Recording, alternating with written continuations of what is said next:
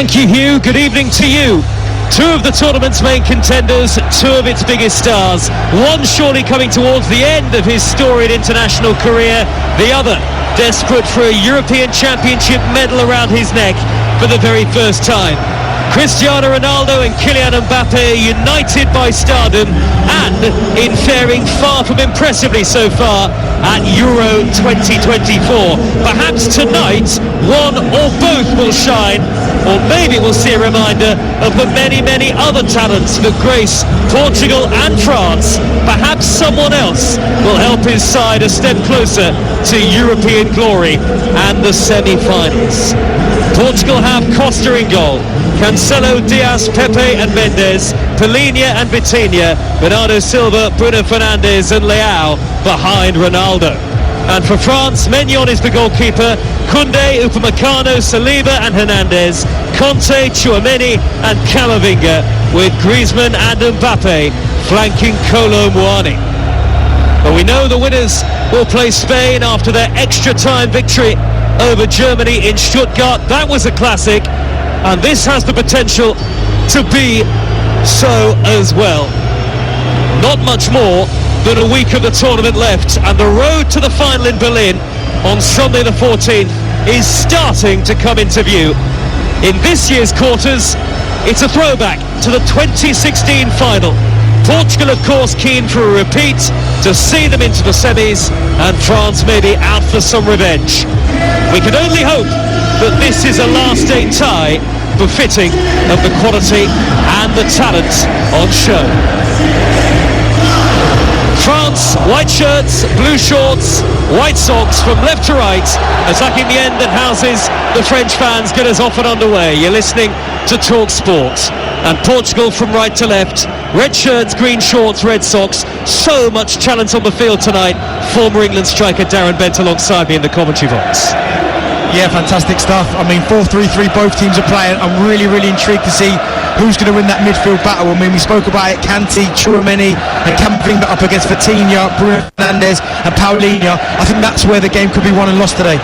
Conte has surged up and over halfway for France, and he's found Randall Kolo Muani in the right-wing position, back in field to Conte, and now Griezmann in a pocket of space dead centre. He's whipped it cross-field down the far side, the left-hand channel for Hernandez to chase, right in front of a group of French fans down by the corner flag.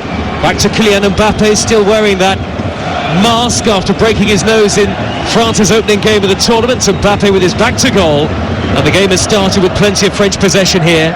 Griezmann switches the ball again, left to right to the near side, and Koundé whips the ball towards the centre of the penalty area, headed away by Ruben Diaz. It'll come back to Camavinga with the long hair, and France enjoying all of the possession in the first minute.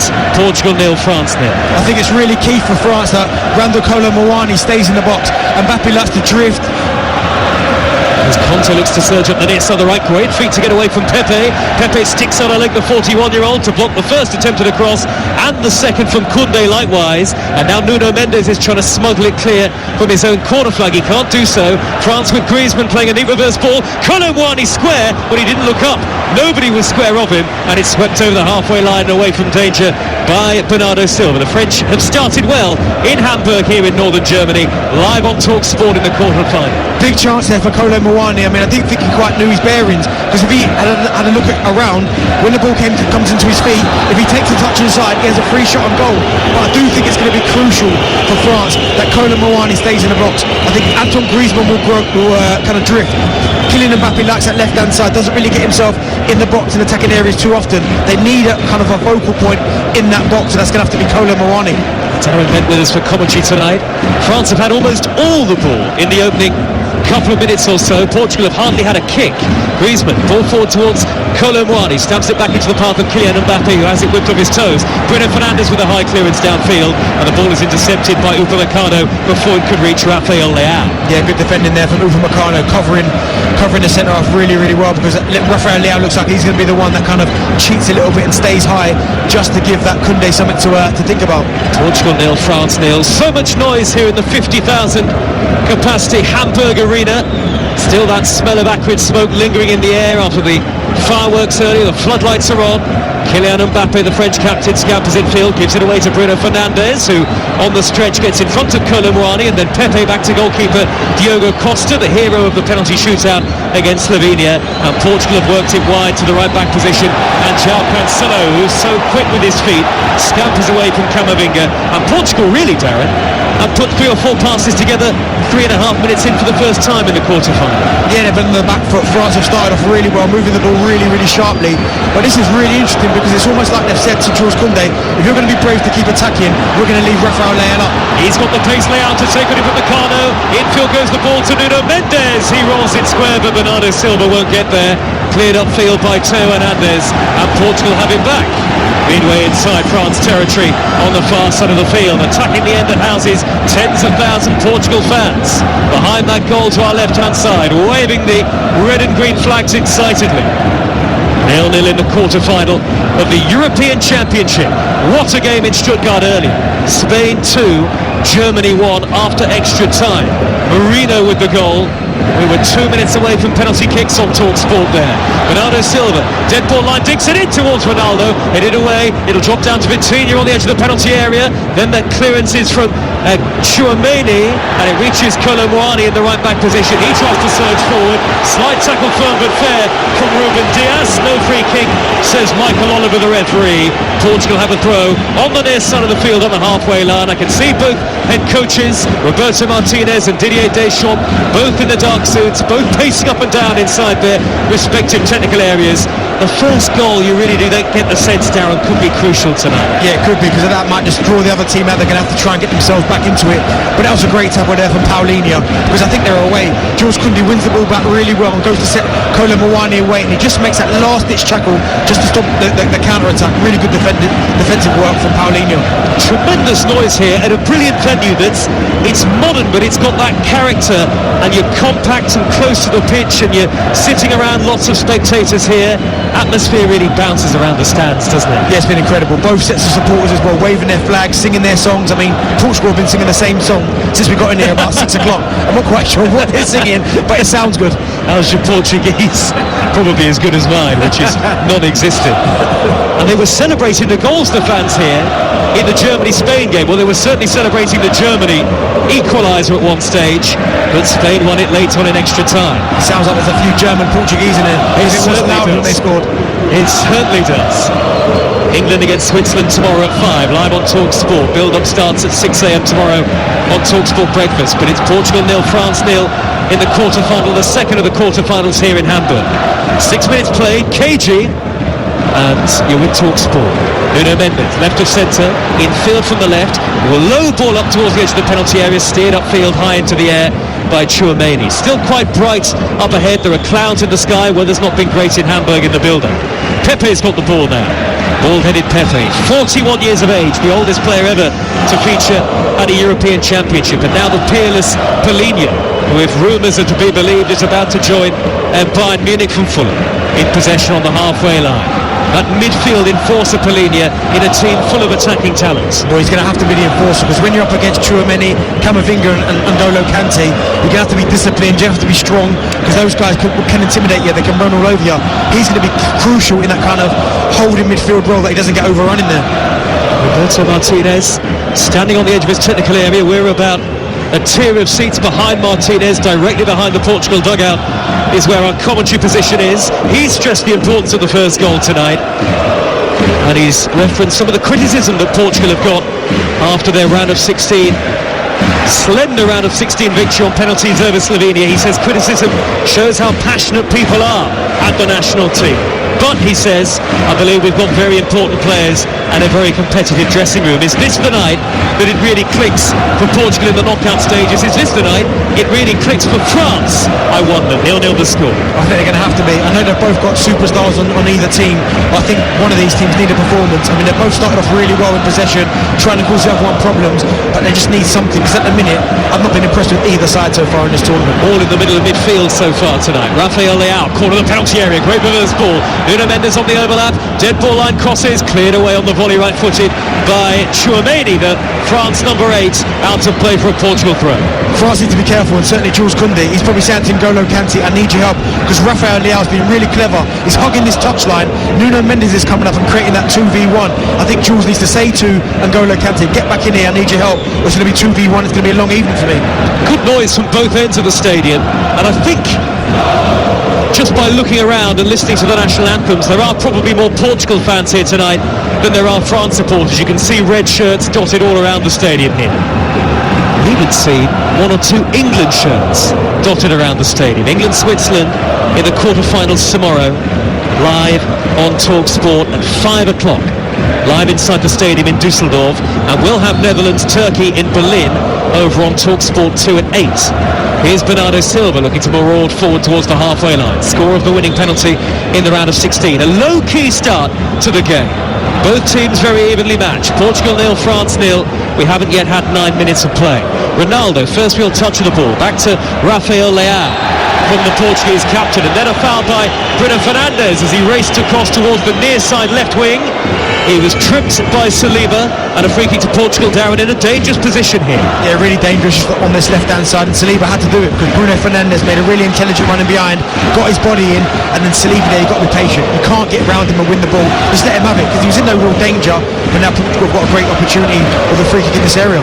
Raucous noise from the Portugal fans behind the goal to our left-hand side. 0-0 in the quarter-final. Bruno Fernandes and Bernardo Silva, 2 set-piece specialists, are standing over the free kick.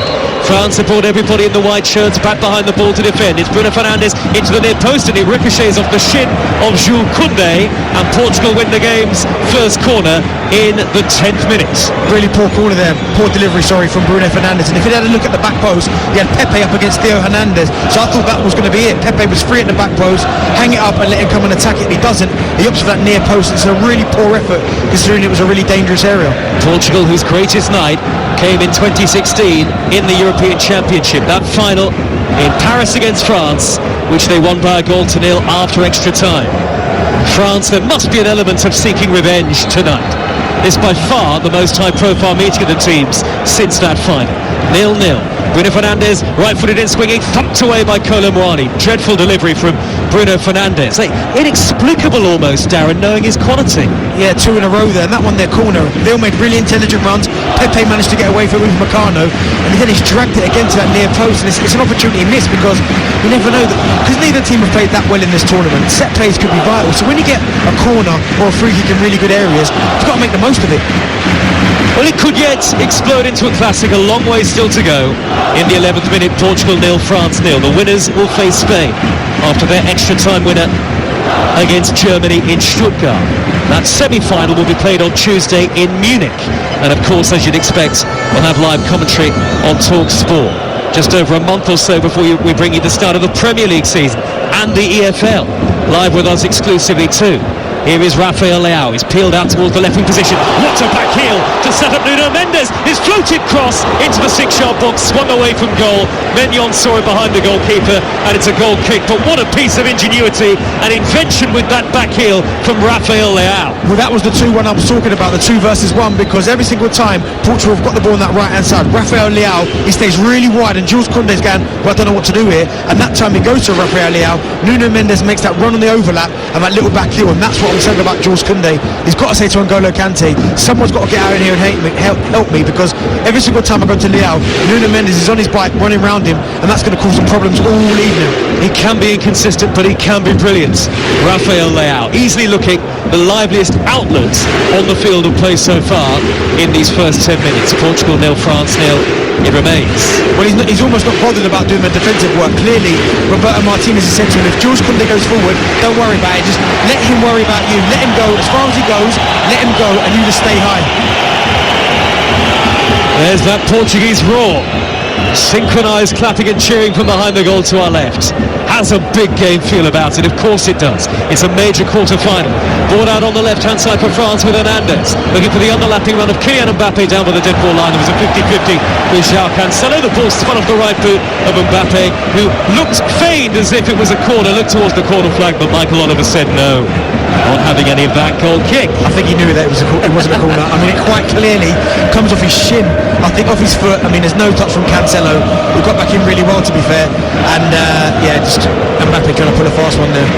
Didier Deschamps sits inside in his dugout at the moment. The France head coach could become the first person to win both the Euros and the World Cup as a player and as a manager. Glittering career. Oh, unbelievable. That would be some history, wouldn't it? 98 World Cup winner, Euro 2000 with France as a player. Then, of course, the World Cup in 2018. Deschamps led the French all the way. There has been some criticism, though, over more recent years. Honestly, if England had that history, certainly recent history, we'd be absolutely lauded. We'd take it, wouldn't we? We'd take it. I mean, the fact that he's been in charge of France for, 12 years now, that's exceptional in itself.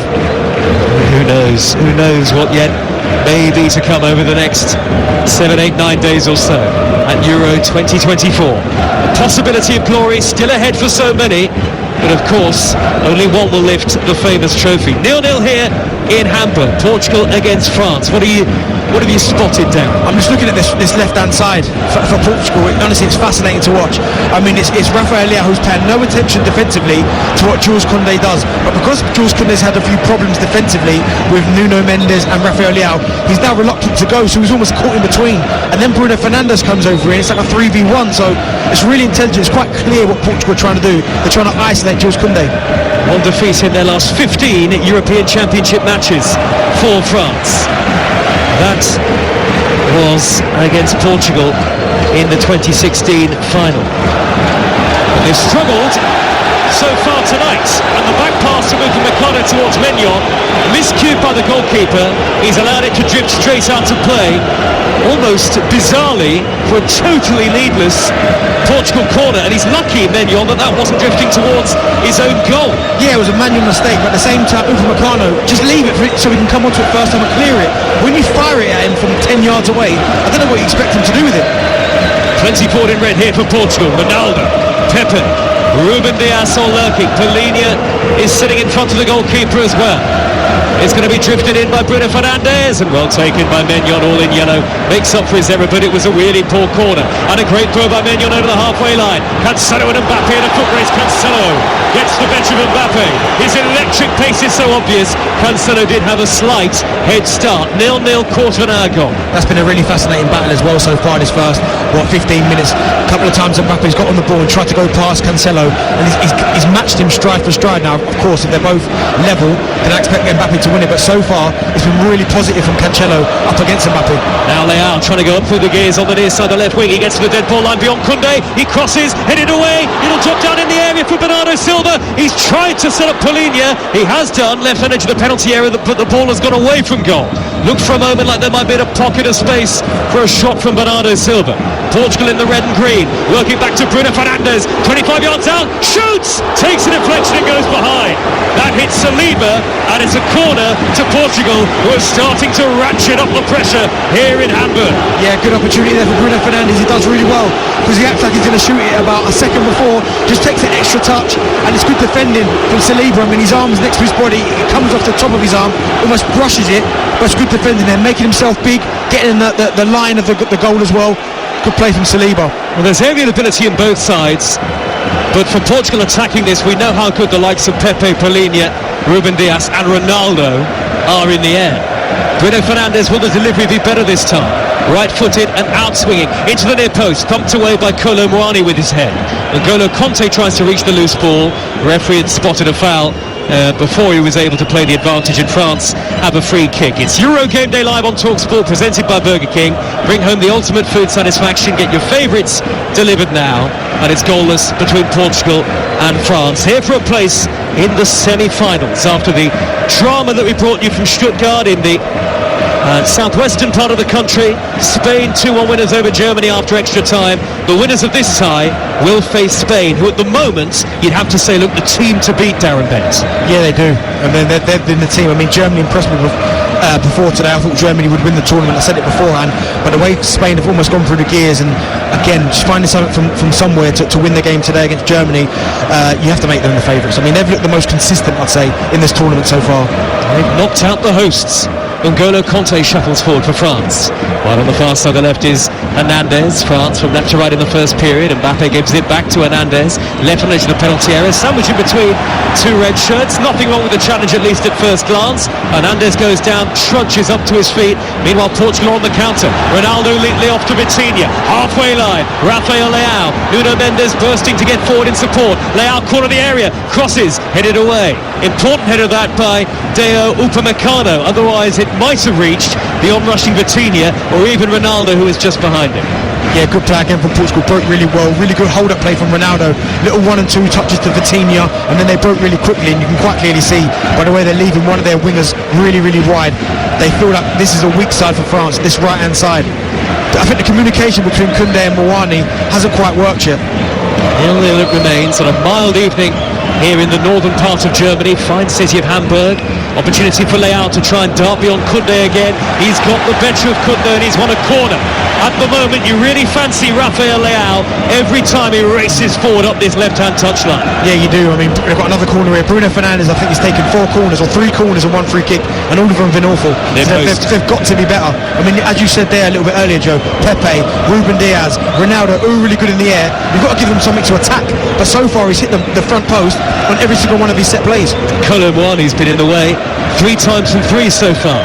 This time it's a right-footed in-swinger, near side of the field from Bruno Fernandes. Photographers sat just in front of us, ready to capture the moment. Here comes the delivery, it's a good one! Headed away, this time bravely by Saliba. France pick up possession now with Griezmann, midway inside his own half. A little square ball to Kolo Muani, neatly touched to his left. And Hernandez, who drives forward into opposition territory at pace. He's away from Pepe, he's played it square. It's come off Ruben Diaz. Polina, he's given it to Griezmann, right on edge of the penalty area. France coming forward now with the white shirts and the blue shorts. Koundé has laid it square to Camavinga, first start of the tournament for him. Wide to his left, and Hernandez, who shoots! Beaten up by the goalkeeper. Conte swung his left foot at it, couldn't reach it. Still to score a major tournament goal, N'Golo Conte. Important first save of the game by Diogo Costa. Great save, and he pushed it into a really good area as well. And I think it was Kante was about to come onto it, and I think it's Nuno Mendes just gets his foot there before Kante's about to pull the trigger. But a really good play again from France moving forward. What a performance from Diogo Costa in the round of 16. That save from Šeško in extra time, and then the 3 penalty saves, a hat-trick in the shootout for Diogo Costa. And that was a save you'd expect him to make from Hernandez, but nonetheless, first shot in anger really from the French. 20 minutes in and it's still 0-0. Yeah, it's a good save. I think again the positive thing was he didn't push it into a French path. Obviously the ball dropped down and Kante thinks he's about to put the rebound in, but then there's Nuno Mendes to kind of tow it back up in the air, and then they deal with it really well. But I think it almost feels like Portugal's best chances are coming down this left-hand side for them, and for France, all their best work's coming down the left side as well. Darren Bent, former England striker, formerly of Spurs, Sunderland, Aston Villa, with us for commentary amid all of the flags that we can see dotted around the ground. There's an England flag on the far side, Pompey on tour, far side of the ground. Portugal at walking pace have given the ball away. Conte picks up possession. Suddenly Conte looks to go up through the gears. Races up to the midway point of the Portugal half. What a tournament he's had so far. Out wide to the left-hand side of Mbappe. One-on-one with Cancelo. Skips beyond him. Crosses deflected. Pushed away by the goalkeeper Diogo Costa. And then hammered downfield by Polina. Nervy defending from Portugal there. And Diogo Costa got a very important firm hand on that to deflect it clear. Mbappe speedy. Beat Cancelo with ease really from a standing start. Yeah, the one step over and he goes down the outside, but again I think that's what's bothered France in this tournament so far. They just can't get enough bodies in the box. I mean, Kolo Muani, he's trying to get in the box, he can't quite keep up with Mbappe, so even when Diogo Costa parries the ball into an area, there's no French players in there to kind of put the rebound in again, so that's an area they really need to look at, and that's why for me personally I would have started Giroud, because one thing about Olivier Giroud we know, he's always in and amongst it. Well, that was certainly debated in the French press in the build-up to the game. Not seen a lot of football across the course of the tournament so far, Olivier Giroud. Here is Griezmann, back to goal, through the middle to Mbappe. Heavy touch on the edge of the D, but he still managed to spray it wide to the near side, and Koundé teases it back in field. Camavinga to clip it in. Oh, it's overhit from Camavinga, trying to spot the run of Hernandez at the back post. He was fleetingly unmarked, but it's gone out of play. Goal kick to Portugal in front of the France fans. Away to our right-hand side, it's Portugal 0, France 0 on Euro Game Day Live on TalkSport. Presented by Carling, the UK's #1 lager, 18 plus. Please drink responsibly. I wonder what the two head coaches will have made of this stalemate so far, Darren Beck? I think both of them will be presently happy with what's going on. They both look quite defensively solid. I mean, no one's really given away any clear-cut chances of yet. But I just think you want a little bit more in the final third. I think both teams have got into really good areas, and it's just the decision-making or the lack of quality that's really cost them when it really matters. The latter two quarter-finals live with us tomorrow. England against Switzerland at 5. Ronaldo, as he tripped by Hernandez as he looked to surge up the far side, the right wing. No, says the referee, Michael Oliver. And he's had to stop the game because Ronaldo's gone down holding his head. It did look like quite a theatrical fall at first glance. We've got replays of the commentary position here, so we'll be able to look at it again, but didn't look a free kick for me. It looked like to me Theo Hernandez was just too strong for him, and when he goes down, and I don't even think there's any kind of contact with his head. I mean, he's holding his head, Ronaldo, but Theo Hernandez, I just think he's too strong for him, and I think Ronaldo knows that he's about to give the ball away, and he tries to pull a fast one, but to be fair to Michael Oliver, he doesn't fall for it. What did you make of Ronaldo's performance in the round of 16? Was there some petulance about some of it? A little bit. He just hasn't looked. He looked a bit flustered, which is quite surprising for someone who's been as good as he is. I mean, arguably, actually, he's one of the greatest players we've ever seen. But he just looks like a little bit like he's on edge. Good ball by Conte for France, meanwhile. Wide to the near side, and Koundé infield from the right wing position to Camavinga. Lots of red shirts between him and the goal. Goes back up wide to Koundé again. He pokes it forward down the inside right channel. Pepe's there with a robust challenge on the on-rushing Camavinga. And after quite a delay, the free kick is given in a very dangerous position here for France, about 5 yards or so from the corner flag. Pepe on Camavinga. I mean, it's definitely a foul. I mean, Michael Oliver's give the right decision. The linesman who's standing right there 2 yards away doesn't give it, but you can quite clearly see the only way Pepe can get to the ball ahead of Camavinga is to go through the back of him, and he does that, and it's got to be a foul. Well, Griezmann stands over this, preparing to whip the ball in, an in-swinging left-footed free kick it will be.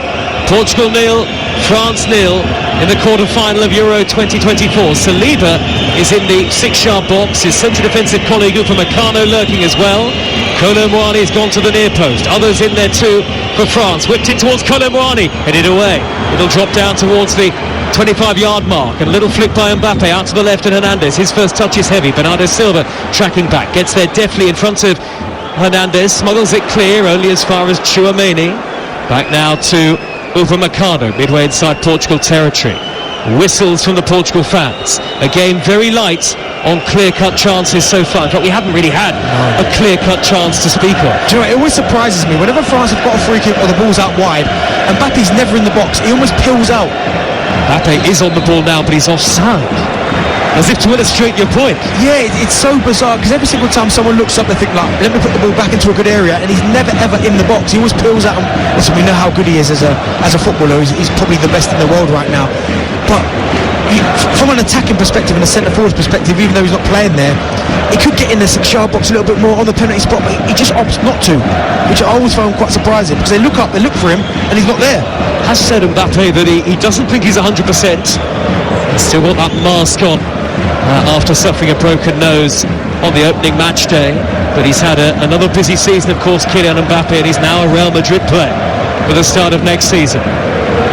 France fans bouncing behind the goal away to the right-hand side, but still no end to their lack of goals from open play across the tournament so far, aside from that goal from Kolo Muani in the round of 16, the shot that deflected in off Jan Vertonghen. It's been a struggle, that aside. Rafael Leao racing up the near side channel for Portugal. He's got to the dead ball line. He's one-on-one with Koundé. He skipped beyond him, pulls it back, and it's stabbed behind by Upamecano, the defender at the near post, for another Portugal corner. Goalless on TalkSport. I would force feed Rafael Leao every single time you get the ball. He stays wide, and every single time he's got it, he's been positive. He's tried to go at Jules Koundé, and that's what I spoke about. Jules Koundé's got to say to one of his teammates, either Upamecano or N'Golo Kanté, one of you has to get back and help me, because every single time Rafael Leao's run at him, he's gone past him like he's not even there. Bruno Fernandes again. What's the quality like with the fifth corner of the game so far for Portugal under the floodlights here in Hamburg? One arm up into the air from Bruno Fernandes. It's taken short, tapped to Rafael Leao. Leao has got Bruno Fernandes again on his outside. He's being covered though by Conte. Has to go back to Bernardo Silva. Now back up wide. Bruno Fernandes hangs a high cross. Headed away by Saliba. Hooked clear further away from danger by Kolo Muani. Lovely layoff by Mbappe back to Conte. France attack at pace over the halfway line. Conte's ball at the inside right channel. Nuno Mendes has slipped. Mbappe is onto it. Kolo Muani in the middle. Mbappe down by the dead ball line. He's pulled it back to Antoine Griezmann. Griezmann curls a shot in. It's hit Conte. Come back out to Camavinga. Blocked by his own player, that shot. Now from the opposite corner of the penalty area. Cross is cleared away to Camavinga with a rising drive. And that's thumped miles over the bar. And it's still 0-0 and more French frustration in front of goal. Wrong decision there from Camavinga, because that was the one opportunity where they had Mbappe in the box, Griezmann was in the box, Kante had got himself up there, and Kolo Muani. 4 bodies in the box, and you opt to shoot. For me, it was the wrong selection. We are still to really see either team click. Maybe Portugal did it, Darren, in the group stages. They beat Turkey 3-0, but it was a comeback win over Czechia. Beaten by Georgia, albeit with a much changed team. Certainly didn't convince in the round of 16. And for France, really from minute 1, they've been scraping by rather than really impressing. But I suppose it is tournament football. Only the result matters. Yeah, it is. And but I think at some point you want to see a performance from somewhere. I mean, if they go the whole way, either one of these teams to win the tournament, you go, well, there's no real magic recipe for any tournament. If you can get the job done, you get the job done.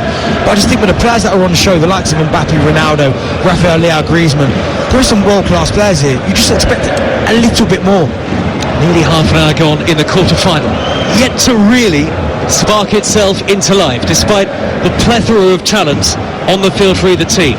Bruno Fernandes is asking for options, arms outstretched, wanted an easier ball. And France were there on the cover in those white shirts with the pinstripes. Now Nuno Mendes standing in front of the Portugal dugout.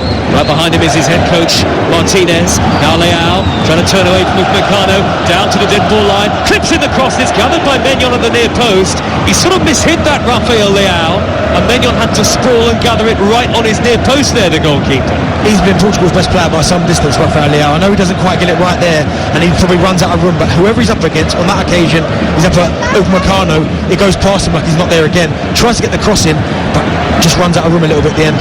Mbappe, left wing position, trying to maraud forward, but he's blocked off by the excellent João Palhinha. Palhinha, tall and slender, stands firm to block off Mbappe again, and that's a throw to France. Deep inside the Portugal half, just about level with the edge of the 18-yard box on their far side of the field. The long sleeve shirt on. Fernandes will take it, he hurls the ball back towards the halfway line when Tchouaméni picks up possession. Tchouaméni now. Square ball to N'Golo Conte. Tchouaméni gets it back. And here is Camavinga. Ball up to the edge of the penalty area. Lovely flick Mbappe to Kolo Muani. Couple of step-overs. Wrestled away by Pepe, who just got to the ball in the nick of time inside the 18-yard box. Nuno Mendes went down. I don't know if he was caught by somebody off the ball inadvertently. Vitinha's got possession. He's had to run all the way towards his own corner flag, and he nearly took the ball beyond the dead ball line, but managed to clip it out of play for a throw. And Portugal looked to the referee, not happy. They felt they should have had a free kick. That is unbelievable defender from Pepe, because I think Kolo Muani's gone past him, and if he gets past him, his next touch is a shot. Chipped long by Camavinga, and just too long from Mbappe, well gathered by Diego Costa, who throws the ball out overarm to Bruno Fernandes. 10 yards shy of the halfway line. Quick ball square to Bernardo Silva. That's a free kick. What a tackle it was, well timed by the 41-year-old Pepe. Incredible, because Kolo Muani's probably thinking, right, I'll get past him, my next touch is a shot. Pepe just stays on his feet, he goes to ground a little bit, but he just manages to claw his foot back round and win the ball back. Unbelievable defending, but more so his experience. He's been there so many times, he's been there and done it at the top level, and he needed all of his experience there. Great defending. 9th major tournament for Pepe. Portugal 0, France 0 for the right to play Spain in the semi-finals of Euro 2024. It'll be next Tuesday in Munich. It'll be live on TalkSport. One thing you can say about the two teams, they're incredibly well drilled.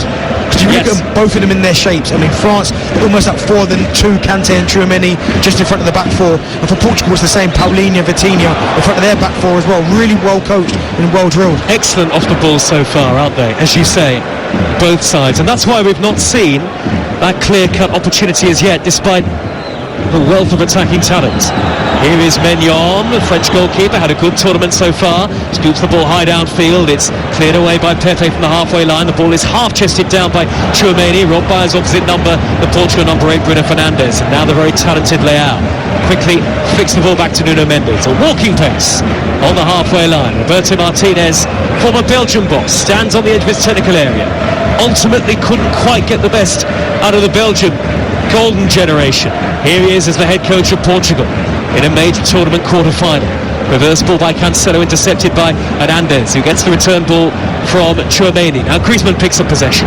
Griezmann shuffles forward the number 7 over the halfway line. On the overlap on the right, the near side is Koundé, back in field to Griezmann. He's about midway inside the Portuguese half, steers it back up wide to Koundé again. 2 in the middle to where Matt Koundé crosses, headed away by João Cancelo. Flicked away only as far as that French legend Mbappe, the captain. Quick feet as he tries to drive in field. Finds Griezmann with a 10-yard ball. Back out to the left, the corner of the penalty area, and Mbappe once again. It's 0-0 the score. Back it goes to Tchouameni. Almost everybody in red and green behind the ball here for Portugal. Leao is with Koundé. France have possession deep inside the Portuguese half. Conte takes up a pocket of space. Corner of the penalty area. Out wide to Camavinga. Camavinga looking dangerous. Good ball in towards Griezmann. His touch is heavy. Bruno Fernandes came across to smuggle it behind for a France corner. Well played, Bruno Fernandes, sensing the danger, because Griezmann there took up a really intelligent position, found that pocket of space, because his next touch is a shot, but Bruno Fernandes just seeing where he's at, going there and winning the ball back, and I know he's giving the corner away, but good defending there from him. Everybody back to Portugal. That was an enterprising French move. Lele Blur is the chant from the end away to our right, and the flags, the tricolour, red, blue and white, are swirling away. Griezmann will take the corner, 0-0 in a very tight quarter-final so far. It's taken short. Corner of the penalty area to Koundé, back to Antoine Griezmann. He'll stand one up high to the back post. Upamecano lurking, got a touch on it, sent it away from goal. Kylian Mbappe is there to drift across and pick up the loose ball. France are still on the attack here. Upamecano has Camavinga square, 10 yards from the edge of the box. Ronaldo tries to press it high. Ronaldo doing his defensive duty. Right on the left is Tchouameni. Game of cat and mouse so far. Who might have the key to the door early on? Camavinga, 10 yards from the edge of the penalty area. We've got 10.5 minutes of normal time remaining in the first half, and it's a poor ball by Camavinga, intercepted by Nuno Mendes in the left back position. Griezmann gets a tackle in, but at the expense of a Portuguese throw, and it just underlines the point that the former England striker Darren Bent made a few moments ago. Both sides very well drilled off the ball, and on it, really struggling to create chances. But when they're in and around the box, France, they're so narrow, there's no width really, so no one can really cross the ball. And when they do work the ball wide, because there's no real target in there, they can't just put the cross in, and that's where we spoke about Giroud, whereas you know he's always going to be around that penalty spot, so you can kind of hit him from anywhere. Good ball fired forward by Bruno Fernandes over the top. Ronaldo with Saliba at his back. Ronaldo's there, and Saliba's there rather to turn away from Ronaldo and keep possession. Almost nonchalant defending from Saliba. The confidence of the Arsenal man. He is class, William Saliba. I've just watched him get better and better over the last 2 seasons, but in this tournament especially, I think that Deschamps wasn't in favour of Deschamps, was he? No. He didn't pick him for a while. No. A lot of people thought it would be Konate alongside Upamecano. Meanwhile at the other end, Koundé, the French right back, again level the edge of the 18-yard box. Back it goes to Tchouameni. Whistles and boos from the Portugal end. Good feet Griezmann. He's scampered away from Polinia. Wide to Koundé. Low ball in. Intercepted by Pepe. Takes a couple of touches and clears. Left-footed, hit the back of Griezmann. Drops down nicely for Bernardo Silva, who plucks it cleverly out of the air. Back it goes to Mendes. And now Pepe inside his own penalty area. Portugal determined to play out of the defensive third. Fizzed forward by Bruno Fernandes and intercepted on the slide by Tchouameni. It goes out of play. 9 minutes of the first half to go. Portugal 0, France 0. And if the first quarter-final of the day was a classic, Spain 2, Germany 1 after extra time, I'm not saying this one can't be a classic, but it's certainly not had too many obvious moments that are going to linger for very long in the memory. Joe, I think you've put that very, very nicely.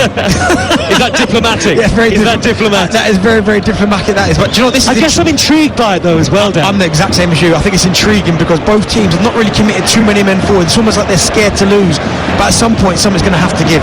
I'm not saying it's entertaining, but there could be something happen any moment now with the quality on the pitch. That's why it's intriguingly set up, I think. The ball is out on the right with Cancelo, blocked off by Hernandez. Infield to Vitinha, 25 yards out. Great ball up the inside right channel. Bernardo Silva after it. Saliba at his back. Saliba gets it back and rolls it back to Maignan. Such calm Arsenal against Manchester City in the penalty area there, and Saliba got the better of Bernardo Silva. Good defending there, getting his body in, using his strength over Bernardo Silva. But I'm a big fan of Bernardo Silva. He's so intelligent, so clever. One of the great players of the Premier League in recent seasons. Polini, the number 6, caught on the penalty area, Bernardo Silva. Little flick to Cancelo, great ball across the 6-yard box, and Ronaldo throws his arms up into the air, didn't make the move to the near post. Rafael Leao couldn't reach it at the far. I don't think, in fairness to Ronaldo, anybody was expecting it. Still 0-0. That's been a feature in this whole tournament. Balls like that are getting ripped across the box, and it's a fantastic cross across that 6-yard line, and no one getting in the 6-yard box. Usually that's where Ronaldo would be. Here is Kylian Mbappe, menacing on the left wing position for France. It is end-to-end at the moment, but Mbappe's reverse ball is straight out of play. Continues to be nearly, but not quite. You run through the 11s, so much talent on the field. Builders, Ronaldo v Mbappe. Neither player's had a chance, a sniff at goal really, in the first half so far. And I think the frustration around the stadium starting to grow for many of the 50,000. It remains frustratingly 0-0. It's very tense. I mean, as I said there, Ronaldo, usually we're used to seeing him score goals. I mean, he scored goals his whole career. But when that ball goes across the box, usually he'd be the one in there, and it's a tap, and he wouldn't even have to think about it. He pulls into an area onto the penalty spot, but he's never ever going to get the ball. There's too many bodies between him and the goal. Fewest touches in the match for Ronaldo, 1 in each box. He's had a couple now on this near side, the left wing position. Sets up Leao on the overlap. Trotting back was Camavinga to poke it away. In fairness to Ronaldo, he's not had the service into the penalty area so far. Is that fair as a former striker yourself, Darren? Yeah, but you've also got to stay on your toes. I mean, you're right, he probably hasn't had the service he wants, but that one there, that last cross from Cancelo, where he fires it across the 6-yard box, that's where for years I've seen Ronaldo in there tapping the ball in the empty net, 1-0 to Portugal, but he pulled off to the penalty spot where there was no real chance for him to get the ball, which is surprising. But again, that's really well worked on Portugal on that right hand side. We haven't seen much down Portugal's right hand side, but that was really good play between Bernardo Silva and Cancelo. It is interesting, only 3 of Ronaldo's 14 Euros goals have come in the knockouts. And on the right, the far side is Bernardo Silva, deep inside French territory. France with virtually everybody behind the ball, but Cancelo set up Bernardo Silva on the underlap, whips in the cross over the head of Rafael Leao. Just didn't keep it down, and Jules Koundé will charge forward out of possession for France, and he checks his run and plays a square safe ball back in field to Camavinga. Camavinga scampers up towards the halfway line. He clips the ball right to left to the far side, and Hernandez takes it in his stride. Mbappe now operating in a more central area in the last minute or so. Conte back to Griezmann, 30 yards out. We're in the 39th minute, and it's still Portugal 0, France 0. In the quarter-finals of Euro 2024 on TalkSport. The winner plays Spain next Tuesday. Here out on the right is Koundé, cross into the box, headed away by Pepe. And now it drops down for Ronaldo, who got the cheers from the Portugal end and the boos, heavy boos from the France fans in the warm-up. Every time his face comes up on the big screen, there's the most polarising of reactions. I'm not sure if they're booing or they're going Sue. Oh, maybe I couldn't work it out. Maybe that is it. I'm sure some of the France fans were booing anyway. I think when you've got 600 million followers on Instagram, I don't You're think not that fussed, are you? Here's Bruno Fernandes caught in the penalty area, lays it on to Vitinha. Good chance for Portugal here. Vitinha, left-hand side of the box. He tried to pull it square, thought he could have darted upfield himself. They've won it back here. Vitinha tripped from behind by Kolo Muani. Free kick Portugal. About 27-28 yards out. I think this is in Ronaldo range in the 41st minute, 0-0. But anywhere in this half is Ronaldo range. So this one here, I fully expect him to be the one to take it out. I wonder if there has been a conversation this week, because we certainly saw in the last game him take a number of free kicks. He hit the target with one, he missed the target, he hit that bar, and it went everywhere but the goal. When you've got good technicians like Bruno Fernandes or Bernardo Silva, I just wonder, I know you're probably not going to get it, but I just wonder if there's a conversation where you go, let me just try one. Just one. Well, we told you the other night that Ronaldo does not have a very good record from free kicks at major tournaments at all. In fact, I think he's only scored one at the World Cup in that famous draw with Spain, the 3-3 draw. That the hat-trick goal as well. The hat-trick goal. This one, what is it, Darren? It's just over 25 yards out, left of centre. He's taken the trademark 5-6 strides back behind the ball. He's got his legs slightly wide as he stands over this. Bruno Fernandes, the first man, and Bruno Fernandes hits it in the end, and it's a couple of yards over the junction of post and crossbar. Ronaldo left it for Bruno Fernandes. Don't see that very often but over the bar it sailed and it's still goalless. Well, that's his opportunity gone again. he's given him one and he's missed the target, so he's not having another one. But Bruno Fernandes here, I like that they've mixed it up, because I thought for sure that Ronaldo was going to take that, and it was close but just didn't hit the target. And Bruno Fernandes has got great technique. We've seen it for Manchester United for a number of years now, but I just like that they mixed that up. Bruno Fernandes might have to wait until the 2026 World Cup for his next free kick, and this could be, of course, Ronaldo's last international tournament. Bruno Fernandes goes down momentarily and slowly getting up off his knees. Bruno Fernandes here. Michael Oliver just stopped the game. France will have a throw on the far side in their left back position, just holding the side of his forehead. Bruno Fernandes, not entirely sure, maybe he was just caught off the ball, but he seems to be moving okay now. I think he ran into Tchouaméni. I think he just ran into Tchouaméni. Tchouaméni wasn't looking, and I think it wasn't anything intentional. It was an accident. He just caught him at the side of his face. 2.5 minutes of normal time remaining at the end of the first half, and a low quality ball upfield, sliced out of play by Upamecano, and a throw to Portugal in the left back position, near side. Both sets of fans doing their best to try and conjure up the noise, but no great quality conjured up in the attacking thirds as yet. Ronaldo, the number 7, such a distinctive figure, back to the halfway line where Polina is waiting. You with Talk Sport, we brought you Spain 2, Germany 1 after extra time earlier in the first of the quarter-finals. England against Switzerland tomorrow, and then Netherlands against Turkey. That'll be on Talk Sport 2, that Netherlands-Turkey quarter-final. Here goes Koundé. Was he fouled from behind by Rafael Leao in the French right wing position? No, says Michael Oliver. Would have been a soft free kick, I think, and the ball is sent floating downfield by Nuno Mendes for Bruno Fernandes. Slight tackle coming in from Tchouaméni. Ronaldo saw his opportunity to chase back and win possession. Neat flick away from Jules Koundé, and then Leao in a very congested area has chipped the ball over 2 white shirts, and Portugal have possession again. 90 seconds of normal time to go, plus whatever's added. I don't think there'll be a great deal of added time. João Cancelo surging up the Portuguese right. His run is checked by N'Golo Kanté. Bernardo Silva in field to João Cancelo again. Polina, right hand edge of the centre circle. Chip ball right to left. Near side onto the right boot of Leao, with a bandage on his left wrist. He sets up Vitinha. Vitinha, defensive midfield player, diminutive in the middle of midfield. And now Leao, shaping to take on Koundé, instead goes back to Nuno Mendes, through the gap to Bruno Fernandes, corner of the 18-yard box. He's got his back to goal, back to Vitinha here, dinks it over the top, and then the goalkeeper gives a good call to his centre-halves, Maignan to Saliba and Upamecano, and he's there to gather the ball as another attack comes to a quick end.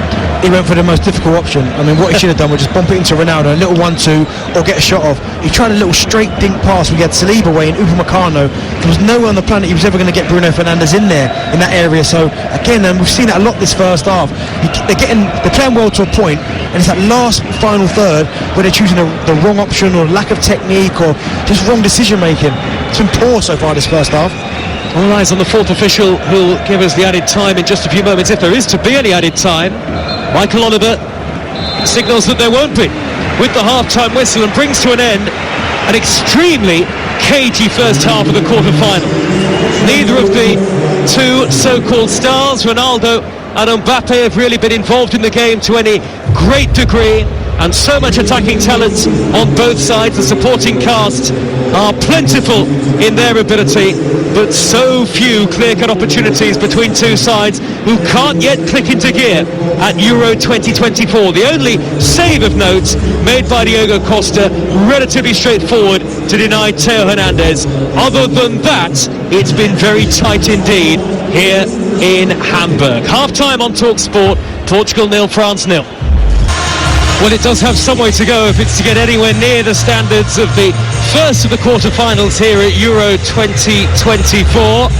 But with so much flair and ability on both sides, surely there's hope that things will improve after a very underwhelming first 45 minutes, Darren Bell. Yeah, really cagey. I mean, you said it there. Some of the players that were on the show, I mean, I was so excited and pumped about this game. After what we saw, up and down. Honestly, from what we saw from Germany and Spain, you thought, right, this is going to live up to that with the players we've got on the show, and it just hasn't been that. I get it.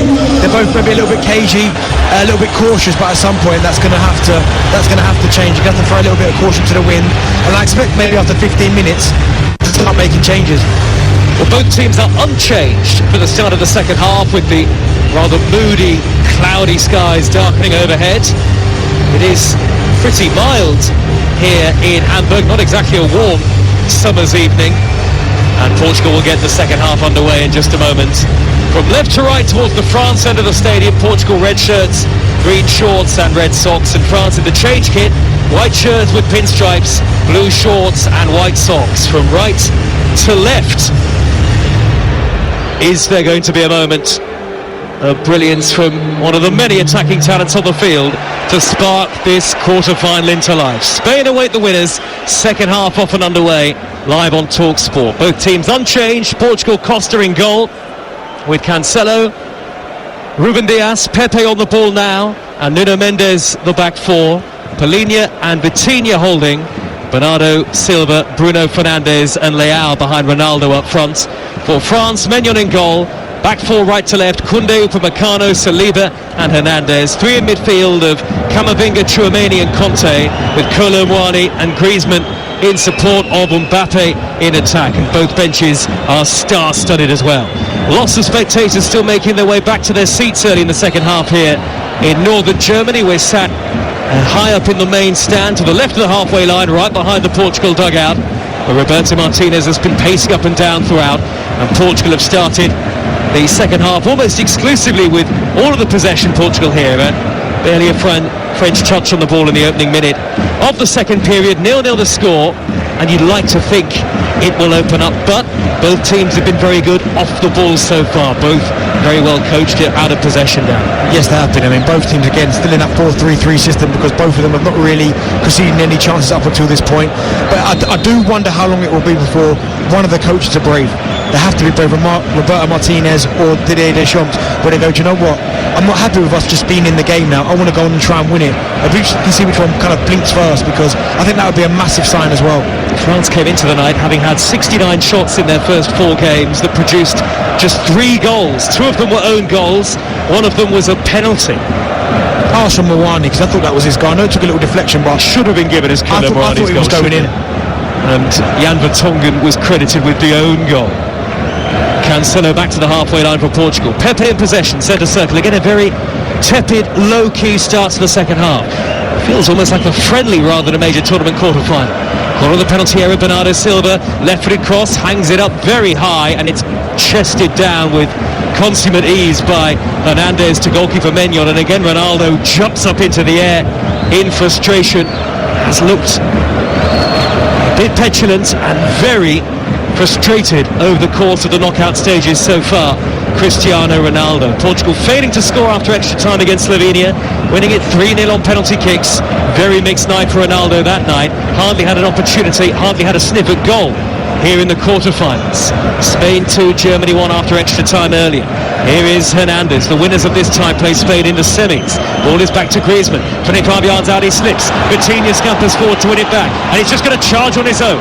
Over halfway, but he's blocked off by Camavinga. Sandwich in between 2 white shirts there, Vitinha. Didn't really have any support, 0-0. Well, he could have popped him to Ronaldo, because there was nowhere on the planet he was running away from Camavinga, Tchouaméni and Kante. All 3 of them were running after him, and he tried to pop it between all 3 of them and run away, when the simple pass would have been to Ronaldo, who was 5 yards to his left. Portugal have got through 4 of their 6 major tournament quarter-finals to date. The ball has been given away by Portugal to Conte, 30 yards out left to centre, and in possession for France. Shuffled up the inside left channel by Camavinga. Hernandez racing after it. What a good sliding tackle by Cancelo.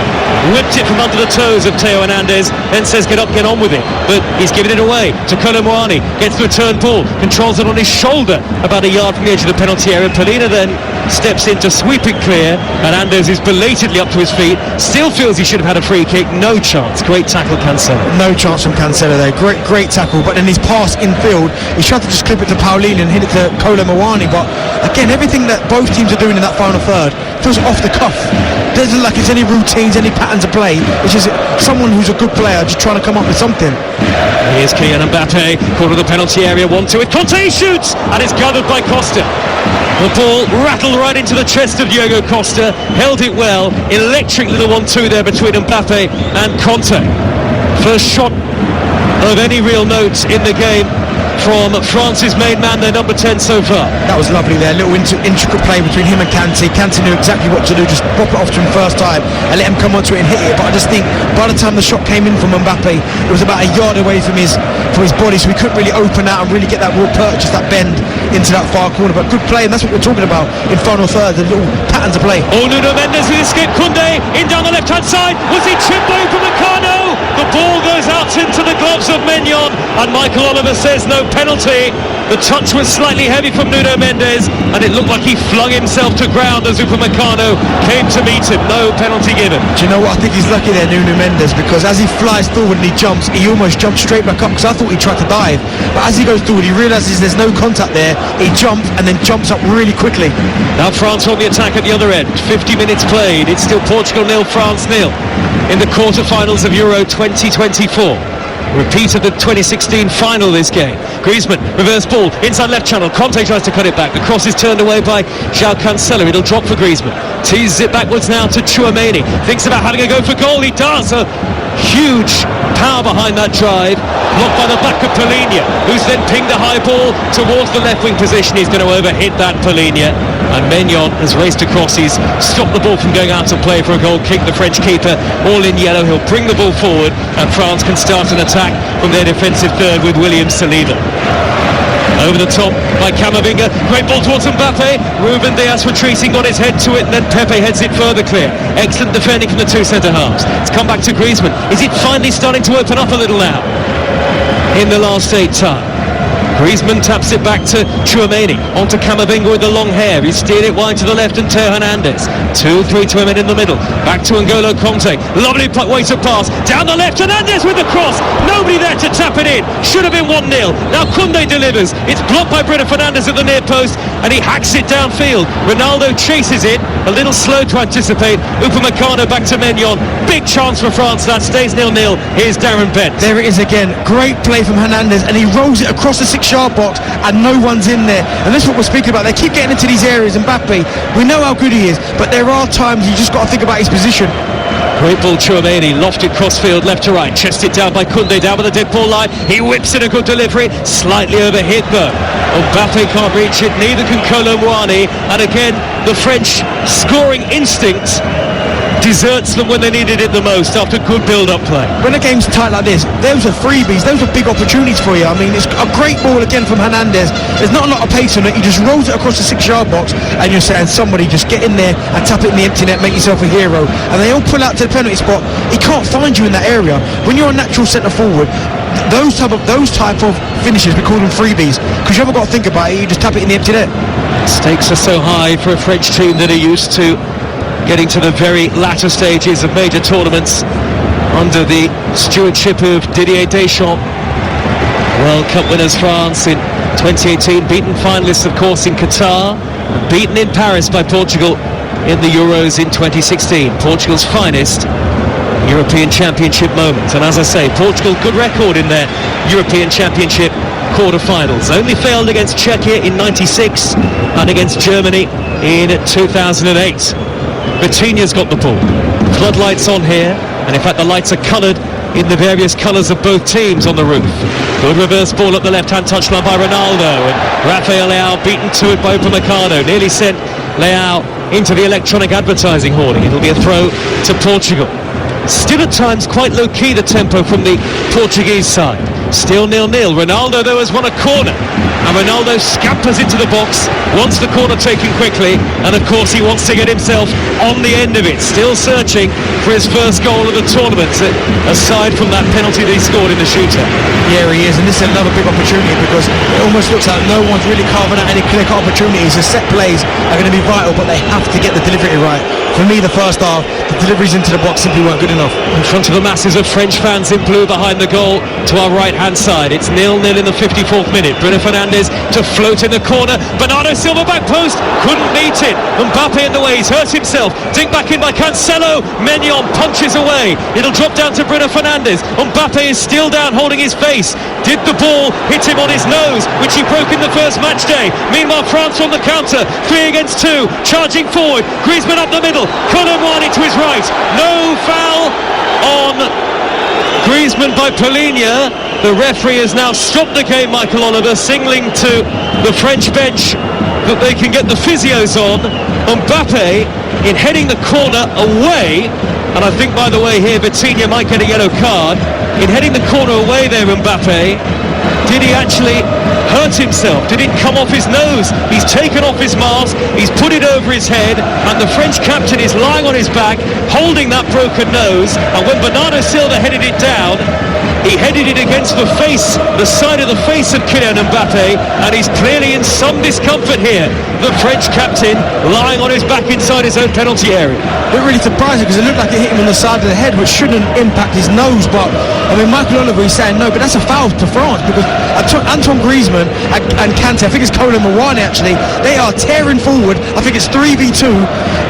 It's a foul. Paulinho drags down Antoine Griezmann, and then Michael Oliver saying no, I'm going back for the Mbappe tackle. I didn't quite understand that one because it was 3v2, so it was almost a blatant foul from Paulinho as the three players are breaking forward.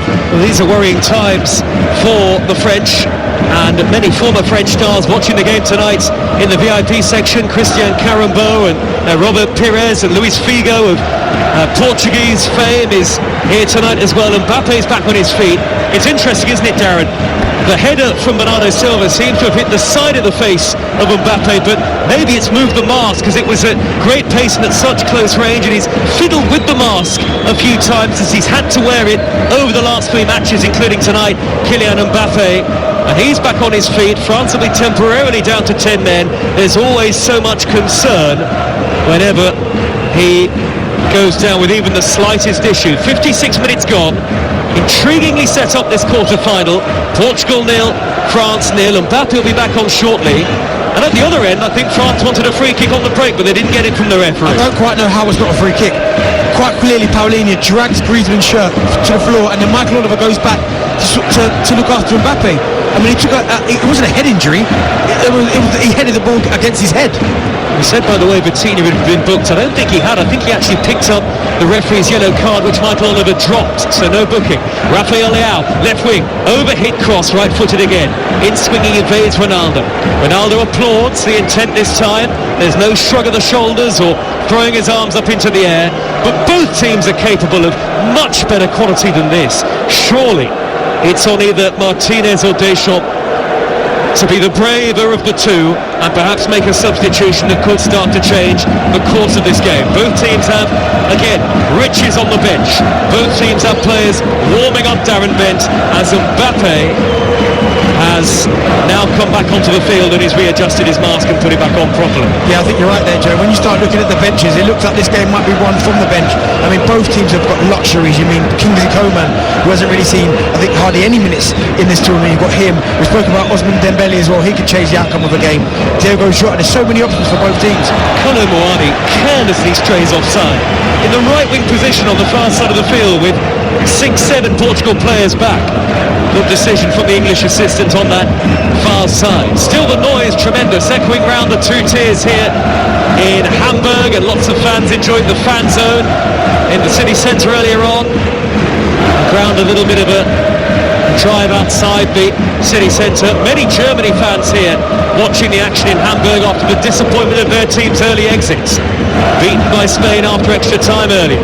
The winners of this tie will play Spain in the semis, and tomorrow our build-up from 6 a.m. on TalkSport, game day breakfast for England against Switzerland at 5, and we'll have a phone-in after the game on TalkSport. Hours and hours of reaction, whatever happens for Gareth Southgate's team. And at 8 o'clock on TalkSport 2, it'll be Netherlands against Turkey. Every game of the tournament live, then we're into the Olympics, and then we're your home of the EFL, and of course, more than 120 Premier League matches for you across next season on the network. All of the live football, all of the time with us. Paulinho's got it in the centre circle, nearly an hour gone, still 0-0. Dinked out to the left by Pepe Mendes, reverse ball to Rafael Leao. He tears away from Koundé, he's into the area, can he put it back and go all the way maybe? Sliding in his Koundé, last moment, Camavinga was there to turn it behind for a corner. Good intervention from Camavinga. Do you know what, it's great play from Rafael Leao, but he has to take that extra touch and allow Camavinga to get back because no one makes a run. I mean, Ronaldo's down to the penalty spot, Bernardo Silva pulls to the edge of the box. What he needs is one of those attackers to really get into that 6-yard one to make his mind up for him. But the reason why he gets tackled is because he has to take that extra touch more than he should do. Noise levels cranking up in Hamburg, but Bruno Fernandes will take the corner, in swinging from the far side, right-footed into the near post, cleared away only as far as Bernardo Silva, had to glance the ball back to Nuno Mendes, a long way from goal. Now Bernardo Silva back to goal in front of the French dugout. He's had to drift back towards the halfway line, and that attack comes to nothing, at least for now. Ruben Dias standing tall. Square ball to the deep line midfield player Polinia. Dicked over the top, Vitinha. Gathered by Maignan on the penalty spot almost there. The goalkeeper was an intriguing late run up the middle from Bruno Fernandes, but the Manchester United captain couldn't get on the end of it. Forward by Tchouaméni, given away. Portugal are having a good spell now of possession. Vitinha on the halfway line. Fouled by Tchouaméni, who was just desperate in his anxiety to try and get it back. An hour gone and it's still goalless, Darren. When you say two teams are both playing safe, I mean, there's been about, in the last 2 minutes, Ronaldo has made some unbelievable runs where he's come short, spun in behind, he's run between the two centre-halves, and no one's seen him. Vitinha looks at him and then plays the safe option, and I can understand why he's getting so frustrated. Oh, great ball forward to Bruno Fernandes! Good save by Maignan, and Tchouaméni scrambles it away, almost slipped. What a pass, Cancelo, to find Bruno Fernandes. Right-hand edge of the penalty area, denied by the dive of the goalkeeper. Now Cancelo, left-footed corner, a couple of yards wide of the top corner of the goal, and Portugal suddenly are turning up the heat on France, almost out of nowhere. That's the run and that's the pass from Cancelo. Great run from Bruno Fernandes, but the weighted pass with the outside of his foot from Cancelo into that right-hand channel. And Bruno Fernandes, to be fair to him, he does everything right in that instance. He goes across the goalkeeper, and Mike Maignan makes a really good save, strong wrist, and palms it into safety. But that's what they've got to do. Stop playing safe, start running behind, and start trying to pick your teammates out rather than playing to feet every time. Over 300 minutes now without a Portugal goal at the tournament. 0-0 it remains, but much better from Roberto Martinez's team, and that's really sparked the fans. There's a couple of fans standing right on the edge, very edge of the stand, almost on the advertising, and they're not even watching the game, they're just conducting the crowd at the moment. They're braver than I am, because boy, that's a long drop that. It's about a 10-foot fall, isn't it? Let's hope they can hang on. Well, they've got stewards right behind them ready to catch them, I'm sure. Maybe not. 0-0 it remains here. Mbappe back to goal, a bit subdued again tonight. Mbappe floated ball wide by Tchouaméni to the near side of the left, and Anders from the corner flag pulls it back to Mbappe, corner of the penalty area. He's got Cancelo and Bernardo Silva to beat. Walking pace now, back to Conte, 25 yards out, tackled by Polinia.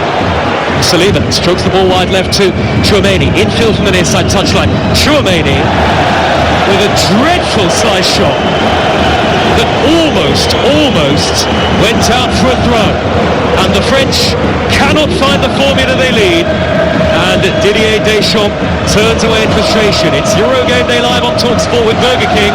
Bring home the ultimate food satisfaction. Get your favourites delivered now. It's 0-0, and that sort of speculative effort from Tchouaméni isn't going to get the job done. And Portugal now coming forward at the other end with a tenacious Vitinha. Vitinha's charged up the left-hand side. Further wide is Rafael Leao. Back to Vitinha. What a save! Owen Hernandez. Ronaldo back heel. What a save again! Mike Maignan keeping the French level. What an instinctive stop that was, and then he got up to deny Ronaldo's back heel from an impossible angle. Somehow stays out, somehow 0-0. Rafael Leao's been the best player. Every single time he gets the ball, he's making things happen. And Vitinha makes a really good run, and the timing of the pass from Rafael Leao is perfect. He just leaves it in there. Vitinha comes onto it. He just can't direct it enough. I mean, Mike Magnan's in the right position, holds his position at that near post, and what he wants to do, Vitinha, is open out and try and find the back post, and he can't. But it's another really good save from Mike Maignan. Instinctive with his chest, and then up to deny Ronaldo with the rebound. Portugal knocking at the door. Is their mini goal drought about to come to an end here? Bruno Fernandes to take the corner. Near side, their right. This, I believe, will be corner number 8. He's called Leao over, but he's shaping now to whip this ball in himself. Bruno Fernandes, right-footed, headed away by Saliba. Otherwise, Ronaldo was behind it. Leao back to the halfway line. It was a double save from Maignan. Ronaldo, very impressive improvised effort from an impossible angle, and Maignan got up to turn that away. He has been one of France's best players across the tournament, the goalkeeper. I think he has been France's best player. I mean, again today, the save from Bruno Fernandes, the save from Vitinha there, and then Ronaldo. he's the one he's keeping France in this game. But looking at the two managers and you're looking at what Portugal are doing, they're just turning that screw a little bit more, and they look like they're the team that's going to go on and win it. I think Didier Deschamps needs to make a change from somewhere. I think either you need to bring on Kingsley Coman or Dembele or Giroud. You need to change something, because at the minute they're too easy to play against. 20 minutes into the second half, Portugal 0, France 0, but maybe not for much longer. What a burst from the very talented Vitinha of PSG. One time Wolves loanee Vitinha, so close to his first ever Portugal goal, but denied by the big frame of Maignan. You have to give, if you're Portugal, you have to give Rafael Leao the ball every single time. I mean, he's hugging that touchline. I'm looking at it now. It's 2v1. You've got him out there, you've got Mendes out there, and no help for Koundé whatsoever. Vitinha swept it wide to Leao, onto Mendes, hugging that far side left touchline. Vitinha bringing the energy and the dynamism to the Portuguese game in the middle at the moment. He's got Mendes on his outside, has to drive infield to the midway point of the French half. Clipped crossfield left to right by Palhinha, chested down by João Cancelo. Further wide on the near side, the right is Bernardo Silva. They're trying to stretch France here as we head towards the final quarter of normal time. No foul, Tchouameni on Ruben Dias. Ball is only half away by the French. Won back with interest by Nuno Mendes, but his momentum took him out of possession, and Griezmann clears upfield.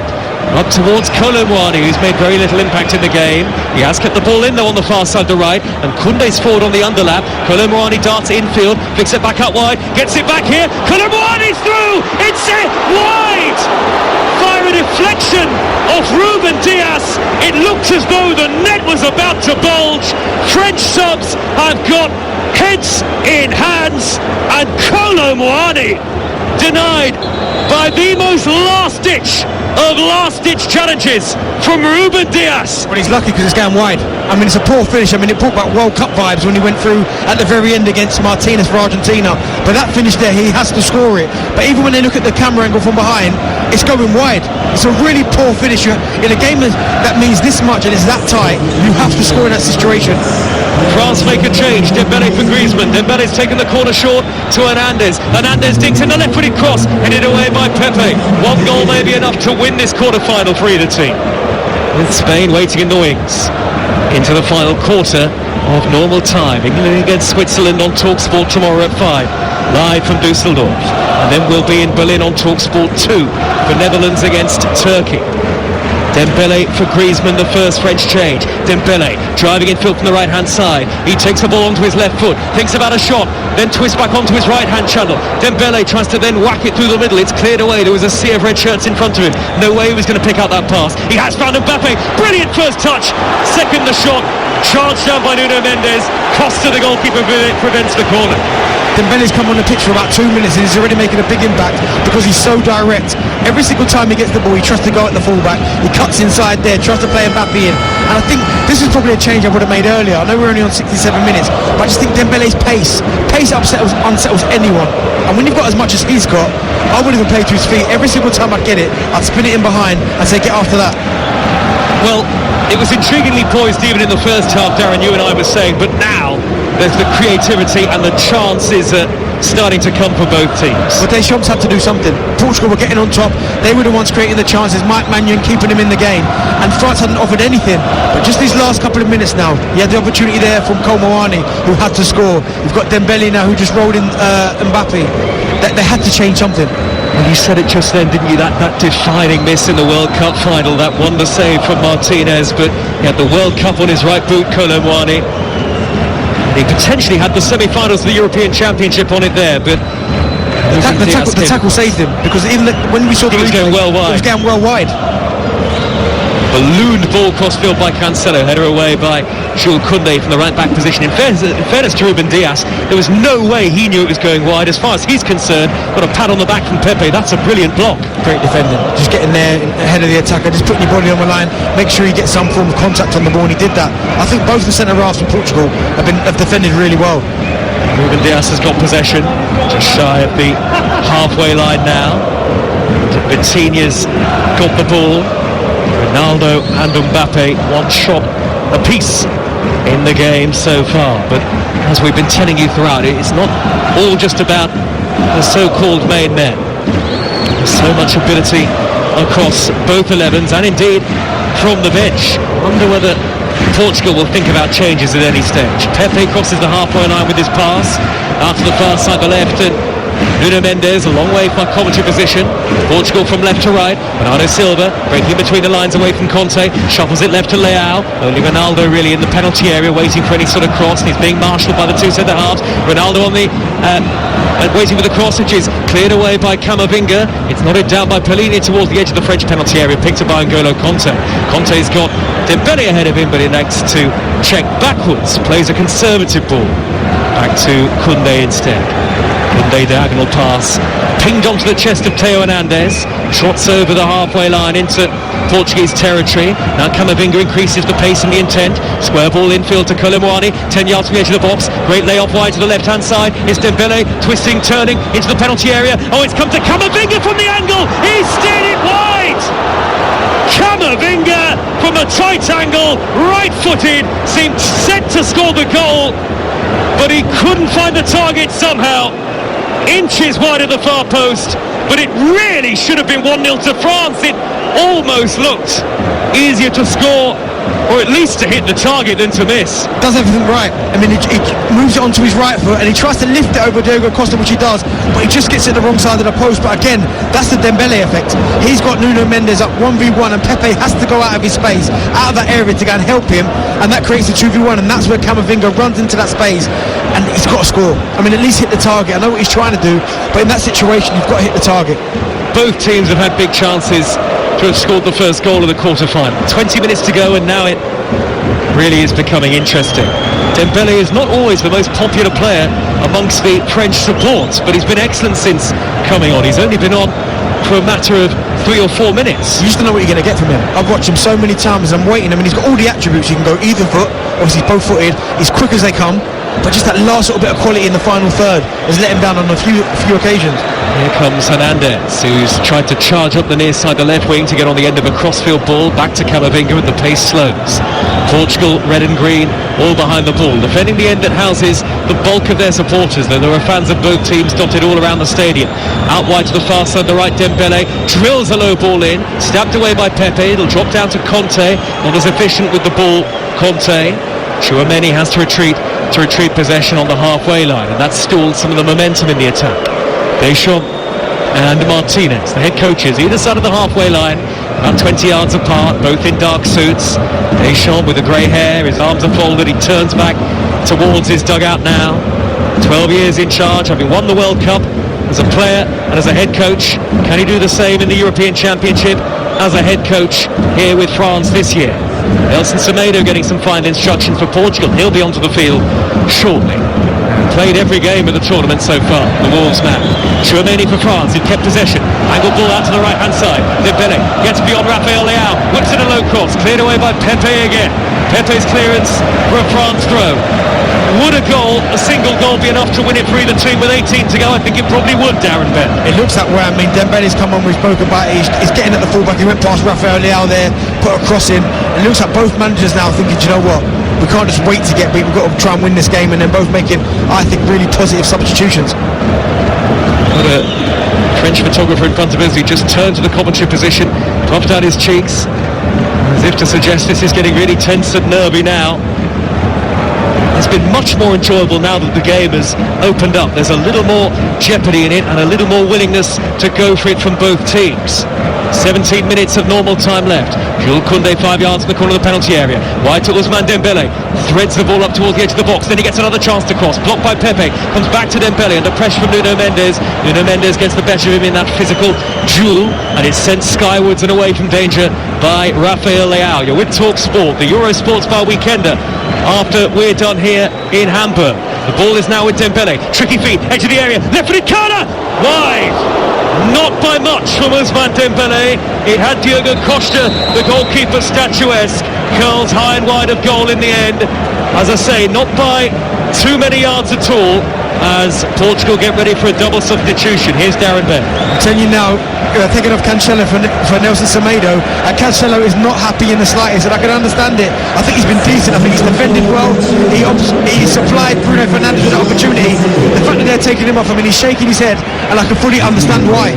He's got to be annoyed. He's done well. What do you think about Bruno Fernandes coming off? The youngster And the match winner on the first game of the group stage is Conceição as well, Darren. That's quite a big call from Roberto Martinez. Here it is as well. I mean, Bruno Fernandes again, he's looked sharp, he's looked lively, he had the big opportunity, but I do like Conceição. I like how direct he is. I think every time he gets the ball, like Rafael Leao on that side, he'll look to take the fullback on, and with Theo Fernandes and how on the front foot he is and how attack-minded he is, that might just leave space for Conceição to run the other way. Son of Sergio Conceição, former Portugal player. And Francisco, 21 years of age, sparkling first major tournament, and he's been entrusted potentially here with trying to help Portugal find a winner, maybe in normal time. We'll see. 15 minutes to go for the right to play Spain in the semi-finals next Tuesday in Munich. Every single game of the tournament live on Talk Sport. It's Euro Game Day Live, presented by Carling, the UK's #1 lager, 18 plus. Please drink responsibly. Polinia's got the ball on the halfway line. He swept it wide to the near side, and Semedo took it in his stride well. Ronaldo was calling for it early, didn't get the cross. Jostling with Upamecano inside the penalty area. That is a fascinating battle. Ronaldo throws his arms up into the air. He wanted the early ball in. You can understand it from Ronaldo. It was a good run inside the 18-yard box. I've seen him do a number of those this second half, where he's made little intelligent runs, little darts, little 5-yard bursts, and no one's been brave enough to play the pass.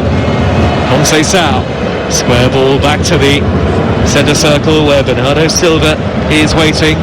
Now here comes Bernardo Silva again, the number 10, in a very deep lying position here. Skies have gone very dark overhead. Coutinho picks up possession, faced up by Kolo Muani. The French have got everybody back behind the ball. Polinia spins and turns away. Not been a classic this one, but certainly the second half has been a better watch. Roberto Martinez standing well outside his technical area as he tries to point the way forward here for Portugal. Campaign of both teams at the Euros on a knife edge here in the quarterfinals, where it's still 0-0. 14 minutes left. There was the run again from Rafael Leao. He absolutely makes an incredible run between Upamecano and Jules Koundé. Coutinho looks up, he could play the pass, there's enough space to put it in there, and he just shies away from it again and plays safe. And I think the one time they didn't do that was when Bruno Fernandes made that run. I mean, Ronaldo just done another one, in-to-out type of run, and then just not playing the pass. They're just too worried about making a mistake.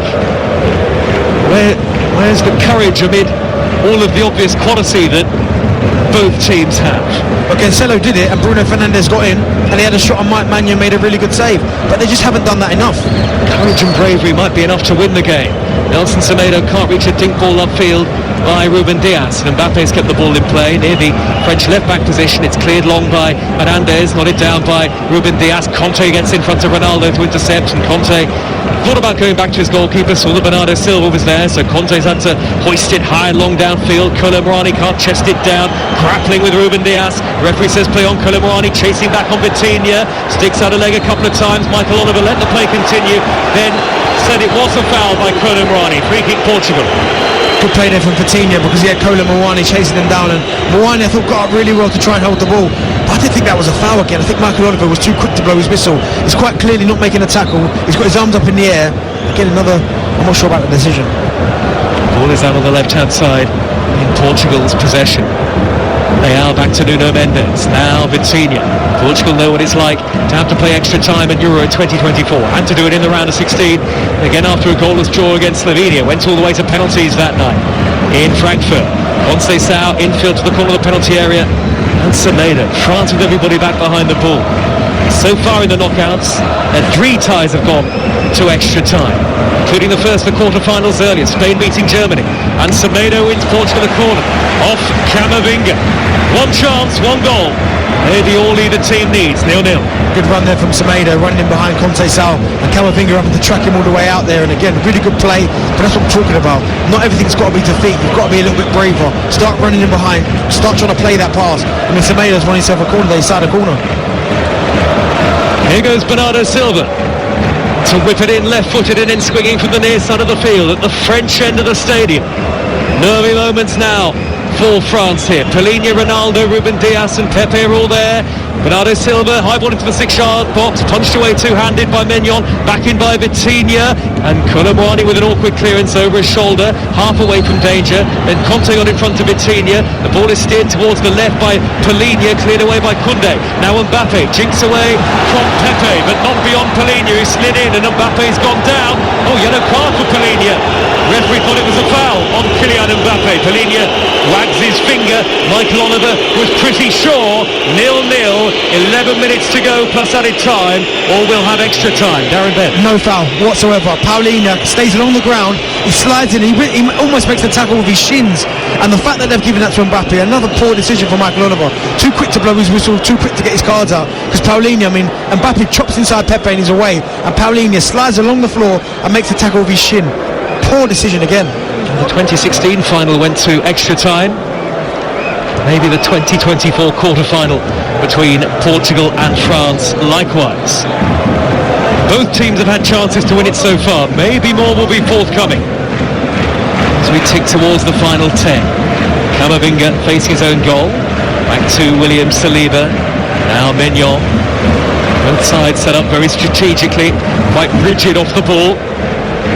Neither team wants to give anything away, not a shred of vulnerability. Here is Dembele, little glancing blow onto Koundé. It's about 15 yards into the Portuguese half. Then there was a slip by Leao. That's allowed Conte to dart forward. Conte got on the penalty area, thinks a cross in, not a good delivery, gathered by Diogo Costa. Didn't look comfortable there in that attacking position in N'Golo Conte. No, I can understand what he's trying to do. Colomwani makes a little intelligent run behind Paulinho, and he's trying to get in between the two centre-halves, but N'Golo Conte just puts a little bit too much on it and allows the goalkeeper, Diogo Costa, to just come and get it.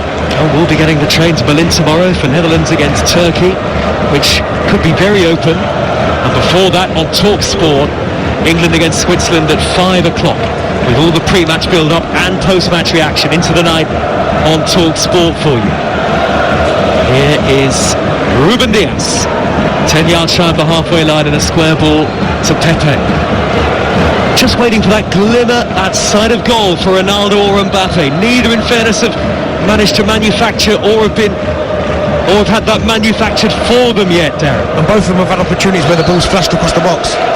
Yeah, true. France had the opportunity where Hernandez puts it across the 6-yard box and Mbappe pulls out to the penalty spot, so he's not there. And the same thing for Portugal as well. They've done the same for Nuno Mendes, I think it was.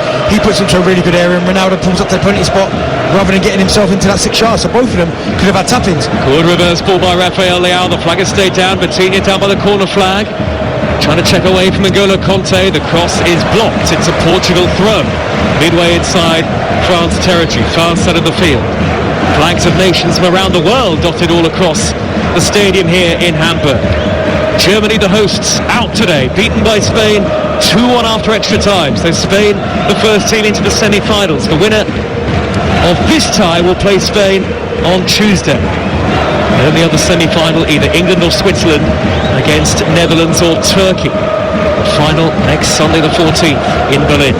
Here is Conceição, darting away from Kylian Mbappe, only momentarily the diminutive Conceição.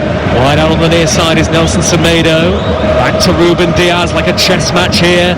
Which of the two sides will open up again? They seem to have gone back into themselves, both teams, looking inward rather than outward at the moment. Late in normal time. It sparked into life, didn't it, for about 10 minutes, and then, as you said there, it looks like both teams now are almost just like, okay, let's have a breather for 5 minutes. Meccano's carried the ball out of defence, and then has played a dreadful crossfield ball behind Mbappe, intercepted by his opposite number Bernardo Silva. Tangle of legs with Mbappe. Mbappe, I think, did get the ball. Momentum took Bernardo Silva to ground, and Michael Oliver said, play on. It's an awful pass from Meccano, because the simple pass was Dembele, who'd absolutely bust the gut to run in behind Nuno Mendes. That should have been the pass. It's a little pirouette on the halfway line by Camavinga, sliding in his Conceição. 50-50 ball there to be won against Hernandez, who's gone down. The play continues here. Portugal have got men over on the right-hand side. Oh, Conceição bundled over by Saliba near the corner of the penalty area. That's a yellow card for the French defender, and a Portuguese free kick right on the corner of the 18-yard box in the 84th minute. 0-0. Saliba, he gets the wrong side of Conceição and he's in. It's a great pass from Bernardo Silva, right way, and Conceição's about to get there, and Saliba just puts his arm across his face and says, you shall not pass. Hernandez and Conceição down. Hernandez sitting up in front of the French dugout. Conceição lying on his back inside the penalty area. I mean, I'm looking at Ronaldo in this situation. I mean, this is a cross. There's no possible way a right footer should be able to shoot. He's left-footed in swinging, hasn't he? Or even a right footer, almost like an outswinger. There's no one on the planet from that position, the side of the 18-yard box, should someone be having a shot from there. So you don't think he's come across to dink it in, basically? There's no way on the planet he's doing that. No chance. It's such a tight angle. It's going to have to be one of the best free kicks we'll ever see if he's going to shoot Ronaldo. Conceição and Hernandez are on their feet. Hernandez can come back on straight away because Conceição is the player who went to ground, and that led to the free kick. And Michael Oliver is saying you can't come back on. The rule that seems so ridiculous when he was the player fouled in particular. That is madness, that rule, I always think. He's been fouled. Yeah, I think he's just letting back on now. I think he just come back on, which is good. Thuram's going to come on for France short. 5 minutes to go, 0-0. Ronaldo striding back like he's shaping to strike this. But Pepe, Leao, Polina, Ruben Dias and Conceição are all in there as decoys. Three-man French wall. This free kick's on the corner of the area. Ronaldo is going to stride forward and strike it into the wall. Selfish? Well, I think so. Wide on the far side, the left is Bernardo Silva from Portugal. Back in field to Vitinha. Long-range dipping effort. Wide of goal. VAR deflection. Corner. Was it selfish in your view, Darren Bedman? There was no thinking about it. It was selfish. I mean, there's no way he was going to beat a goalkeeper of Mike Manuel's quality from there. That was begging for an in-swinger, either a left footer or an outswinger from a right footer. And the fact it's an opportunity missed again. Pepe's up, Ruben Dias is up. You've got to put the ball in the box and let them go and attack it. French straight swap. Marcus Thuram for Randall Kolo Muani. So that's a change up front for the French. Time running out here in the 86th minute on Talk Sport. Corner to Portugal with the score 0-0 in the quarter-final. We're heading for extra time unless something changes. Good spell for the Portuguese this. Vitinha will take the corner. This time it'll be right-footed and out-swinging. Vitinha into the near post, away by N'Golo Kanté. Didn't beat the first man, that delivery again. We've seen too much of that today. I mean, they're getting free kicks, they're getting corners, and the quality just hasn't been there. They haven't put it into the box with enough quality, enough care. Hitting the first man, that one there, Vitinha, good opportunity. Ronaldo shooting from a free kick down there. Really poor decision-making for me when it comes to set plays today, from both teams. Extra time looms large here as a result. Darren Bent, former England, former Premier League striker here in the commentary box. The ball is with Ruben Dias and a square pass to Polina. He's just dipped in between the two centre-halves. Still the relentless noise from both lower tiers of the stadium, the hardcore of Portugal and France. Now it's with Vitinha again. Takes up a position to the left of the centre circle towards the far side. I mean, the French are playing for extra time. Are they playing on the counter? Is that the sum of their intent with all of the talent they've got? It looks that way at the minute. They're not really opening up a little bit to try and cause problems. Whip crossfield ball by Conceição, only half away. Drops it in Hernandez, corner of the penalty area. Wide left is Leao. Leao tries to steer it across, first time right-footed. It was a poor delivery. The loose ball has dropped to Mbappe. Well, now the French can counter. N'Golo Kanté busting a gut to charge over the halfway line. He's putting it wide left to Dembele. Hernandez is on the overlap. In the middle is Thuram. It's cut back to Kanté. He's 25 yards out. He shoots low. Well guarded by Costa. It was straight at the goalkeeper, but did come through a couple of legs. Costa goes down to make the save. 0-0. 2.5 minutes of normal time to play. Comfortable save there from Costa, but I think in that situation I'd like to see Dembele go at the fullback. He had momentum. He was running full pelt at the fullback, Nelson Semedo. Go past him, try and get a cross in, or go yourself. Give it to Kanté. I mean, he's not renowned for his goal scoring. We know how good he is out of possession, but in possession, from 25 yards out or 20 yards out, he was never going to beat Diego Costa from there. So again, it's decision making in the final third. Here's Nelson Semedo at the other end. He's got Conceição on the overlap, right wing cross, headed away by Saliba. No chance that was going to beat Saliba and reach Ronaldo, who was being well marshalled by Upamecano anyway. Kanté has nearly conceded possession here to Vitinha. Vitinha goes down, Kanté gets away with it. Play continues, France from right to left. Vitinha's lying on his back as France come forward at the other end with the pace of Dembele, and he's putting it through towards Thuram. Heavy touch Thuram, and Pepe's there to hammer it clear. Vitinha on his feet again, and Ronaldo is coming back from an offside position, I think, on the halfway line. So France have got a free kick as we go into the last 90 seconds of normal time on TalkSport. Spain 2, Germany 1 earlier, and here Portugal 0, France 0 in the quarter-final. Conte has bridged the gap, he's on the edge of the D, he's curled it low, and he's gathered it again. Has Costa, again Conte wriggled through into a good position, but again the shot was a tame and a poor one. Yeah, he's hit the target again, but I mean Conte in that situation there, I don't blame him for having a shot, because he's picked up the ball on the half turn in a really good area. He's drove to the edge of the D, and there's just no movement for him. And Mbappe's on the left, and Belly's on the right, no one's making that running behind.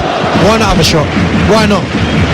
Amid the Wolves connections, a former Wolves man on this Portugal squad, Ruben Neves, is going to come on as a substitute in just a moment for his 4th appearance of the tournament.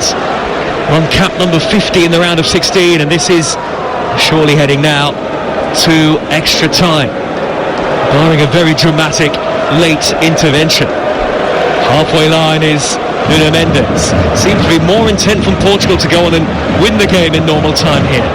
The French are content to let Portugal come at them and let them have possession, it feels like to me. Polina crossfield ball, chested down by Semedo in front of the French dugout. He thought about stepping infield, he's knocked it wide to the run of Conceição on his outside. Conceição at walking pace, tees up Semedo on the underlap, crosses right-footed, headed away, dropped to Bernardo Silva, left-footed shot. Brave block by Saliba and headed away by Camavinga. It'll drop down now to Mendes. The glancing header can't find a teammate. Into stoppage time. 3 added minutes. Thuram in a foot race with Pepe down the far side, the French right. He's got to the ball in front of Pepe, who's backing off. He jinks past Pepe. Dead ball line. Mbappe waiting for the pullback. Thuram goes into the box. Pepe gets back at him. Sticks out a leg. And that will be a corner to France. Thuram's done well to win that. 0-0. That's my point again. Marcus Thuram makes a 70-yard run past Pepe, and Mbappe doesn't get in the box. He almost just hangs the edge of the box. What's he supposed to do there, Thuram? He's going along the byline. He's looking up thinking, please, someone make that run. Let me roll it across, and someone tap it in the empty net. But Mbappe pulling out to the penalty spot, pulling out to the edge of the box. He's not going to score from there. The pass is not on. Corner to France in stoppage time. Nearly a minute through, 3 added at the end of the game. Dembele will take it in front of the Portugal fans. It's right-footed, it's out swinging, it's hung up high over the head of Upamecano. Edge of the box, Mbappe curls one right-footed, miles over. The olays and the cheers from the Portugal fans as extra time draws closer. And a change for Portugal here. Polina, after that harsh yellow card, I think that's why he's coming off, to be replaced by Ruben Neves. Yeah, I get it. I think, as they go into extra time, it looks like Polina tired. He's put a real shift in, made some really good tackles, but got himself booked. So all it takes is obviously tired limbs, one misplaced tackle, one time, and then you're down to 10 men. So, and Ruben Neves, good player. We've seen him in the Premier League, really comfortable in possession, and not only that as well, carries the goal for it. Halfway through added time. 3 added at the end of normal time here on TalkSport. Portugal 0, France 0. And 15 minutes each way is surely coming your way here in Hamburg. If not penalty kicks, who knows? Ball is with Pepe. 5 yards shy of the halfway line. Pepe looks up. The Portugal fans are making most of the noise. Nuno Mendes in field. First touch for Ruben Neves on the halfway line. He drives a high diagonal pass. A great ball out to the right. And Conceição, who's brought it down. Ronaldo waiting in the middle. It's teed back to Bernardo Silva. Vitinha, Ronaldo and Leao in the penalty box. Conceição darts in field. Edge of the penalty area. Tracked by 2 in white. Back it goes to Ruben Neves. Ruben Neves measures the pass square to Semedo. Back to Ruben Neves again. His cross cleared away by Tchouaméni. Now Thuram. Any chance for a break for the French in the vast 30 seconds of stoppage time here? Koundé surges over halfway. To his right is Dembele. One-on-one with Nuno Mendes. Corner of the penalty area. Dembele onto his left foot. Dembele still going. Square. Mbappe. Mbappe places it. Gathered by Costa. Mbappe tried to plant that in the top corner, and Diogo Costa was able to pluck it out of the air. Stays 0-0, and that's surely that for normal time. Yeah, it looks like it. I mean, Mbappe, there was not really a lot of space for him. He couldn't really change the angle a little bit. The touch was stuck under his feet. But again, the introduction of Dembele has just stopped Nuno Mendes running forward a little bit more. And that is the end of normal time in Hamburg. Portugal 0, France 0 in the quarter-final. They'll need extra time. Big chance Vitinha for Portugal, denied by Maignan. Colomboani and Camavinga maybe should have scored for France. 15 minutes each way, on the way. Portugal 0, France 0. So here we go. We've been here with Portugal before in the round of 16, and for the fourth time at the tournament, a knockout stage game goes to extra time. As Hugh was saying, Spain 2, Germany 1 in extra time earlier today. This for the right to face Spain in the last 4. France get extra time off and underway, and they've made a substitution. Youssouf Fofana, who was a regular at the last World Cup, onto the field in place of Camavinga in midfield. France, the white shirts, blue shorts and white socks. Portugal in red and green. France playing from left to right towards the end that houses their fans to start extra time. Portugal right to left towards the end that houses the bulk of the Portuguese supporters. I remind you of the two teams. Portugal with Costa in goal. Now Semedo, Diaz, Pepe and Mendes. Ruben Neves and Vitinha. Bernardo Silva, Conceição and Leao in support of Ronaldo. Ronaldo and Mbappe have disappointed again tonight. Maignan is the France goalkeeper. Koundé, Upamecano, Saliba and Hernandez, with Tchouaméni, Conte and Fofana now onto the field in midfield. Thuram, Dembele and Mbappe up front for the French. Getting a little colder now here in Hamburg. Floodlights are on and France are on the attack straight away in extra time. Mbappe racing up the left-hand side, near the score, locked off by Nelson Semedo. Tried a couple of step-overs, did Mbappe, and Semedo wasn't having any of it, and he'll clatter it away. Only as far as Tchouaméni, who dived in and missed his header. Bernardo Silva there to win it back for Portugal. Are we likely to see the game open up any further at all in extra time, Darren Bent? I can't see it again. Both of the teams opting for this 4-3-3, not changing the shape, just changing personnel. But I expect it to be cagey, but I think someone like a Bernardo Silva in this extra time period is going to be vital. How calm he is on the ball, taking the ball in tight situations, being brave.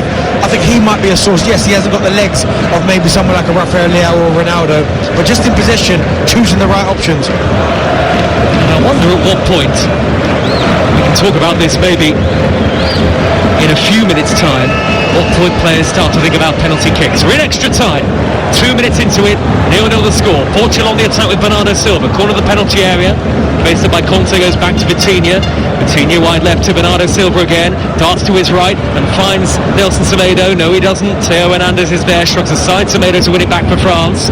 And Mbappe dropping deep down by his own corner flag to Theo Hernandez, who drills it long downfield. Nobody there in a French white shirt, even inside the Portugal half. Easy for Pepe to sweep up. And Didier Deschamps and Roberto Martinez have had criticism from fans and media at this tournament. France continue, to me, to sit back and invite Portugal on. The ball is on the Portuguese right. Conceição dribbles beyond Hernandez, pulls it back. Ronaldo over the top, 7 yards out, slightly stretching behind him to try and hook it goalwards. The player of his quality, international football's record goal scorer, should surely do better to wrap his foot around it and get it on target. It might well have been the winner had he done so. What I will say from that miss from Ronaldo, his movement is incredible. Ronaldo of old, he dips in behind Upamecano. The moment Upamecano checks his shoulder, he darts back in front of him. Upamecano don't know what's going on, but then it's the finish. It's the finish. I think it takes a slight bobble, but someone of his quality should score. Ronaldo back to goal, can't turn away from Tchouaméni, and it's cleared away by Maignan upfield for France. 93 minutes into the game, so 3 minutes into extra time. Portugal 0, France, and it remains. Dembele trying to shuffle down the right-hand side. He's dribbled the ball along the near side touchline from the halfway line. Fofana's about 10 yards into Portuguese territory. Conte quickly to the left, and Mbappe stops, turns, pivots, and rolls it back to halfway. Mbappe's movement has been sorely lacking at times in the game, and he's raced out to the left to keep the ball from Thuram. Mbappe left it into the penalty area, cross deflects away, only as far as Conte. Now Mbappe again, at the French end of the stadium, rolls it all the way back to Tchouaméni, to dink it in high. Koundé's up there, Diogo Costa, all in black, races forward, takes it high above his head. Portugal have possession back again. Remember, Diogo Costa, if it goes to penalties, saved all 3 against Slovenia in the round of 16. 0-0 in extra time. Great reverse ball, Ronaldo over the top, down the inside left channel. Maignan thought it was going to drop into his penalty area, dipped just outside, and the goalkeeper's clearance, right-footed, hurried, and it's a Portuguese throw, which Ronaldo's going to take just about level with the edge of the 18-yard box. Collector's item, that miss for Ronaldo. I mean, honestly though, if you're a young kid watching that, his movement, it is incredible, because Upamecano, who we see as one of the best in the world, and certainly plays for one of the biggest clubs in the world in Bayern Munich, he drops to go behind him, and then last minute darts in front. Upamecano has no idea where he is, but then it's the finish from Ronaldo, and you expect more from him because of his career and the amount of goals he scored in that situation. He almost gets his body position all wrong. He's leaning back, and when it comes to him, blasts it over the bar. Poor effort by someone of his standards. Portuguese bench were ready to celebrate. I was ready to celebrate. Darren Bent kicking every ball, as a former striker should do. Here in the commentary box, looking down, a steep drop to the touchline below.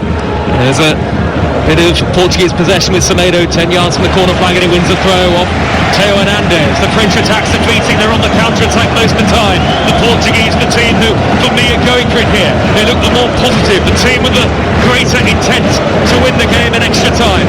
5.5 minutes into it, 0-0. England-Switzerland tomorrow at 5 on TalkSport. Netherlands-Turkey at 8 on TalkSport 2. In the other two quarter-finals, dink forward by Vitinha, header away by Hernandez, flick further forward by Conte, and then a glancing blow from Thuram, took it into the path of Fofana, who was going to race upfield, but there was a handball in there, and a free kick to Portugal midway into French territory, which Bernardo Silva takes quickly. Yeah, Fofana, if he'd have got away there, he was 1v1 with Pepe, and we saw before, I think just at the end of that the second half, when he gave him about 20 yards and ran past Pepe, that would have been an intriguing battle. Portugal here in the red shirts, streaming forward now with Conceição. Right-footed ball is a good one, headed away by Koundé at the near post as we look at it.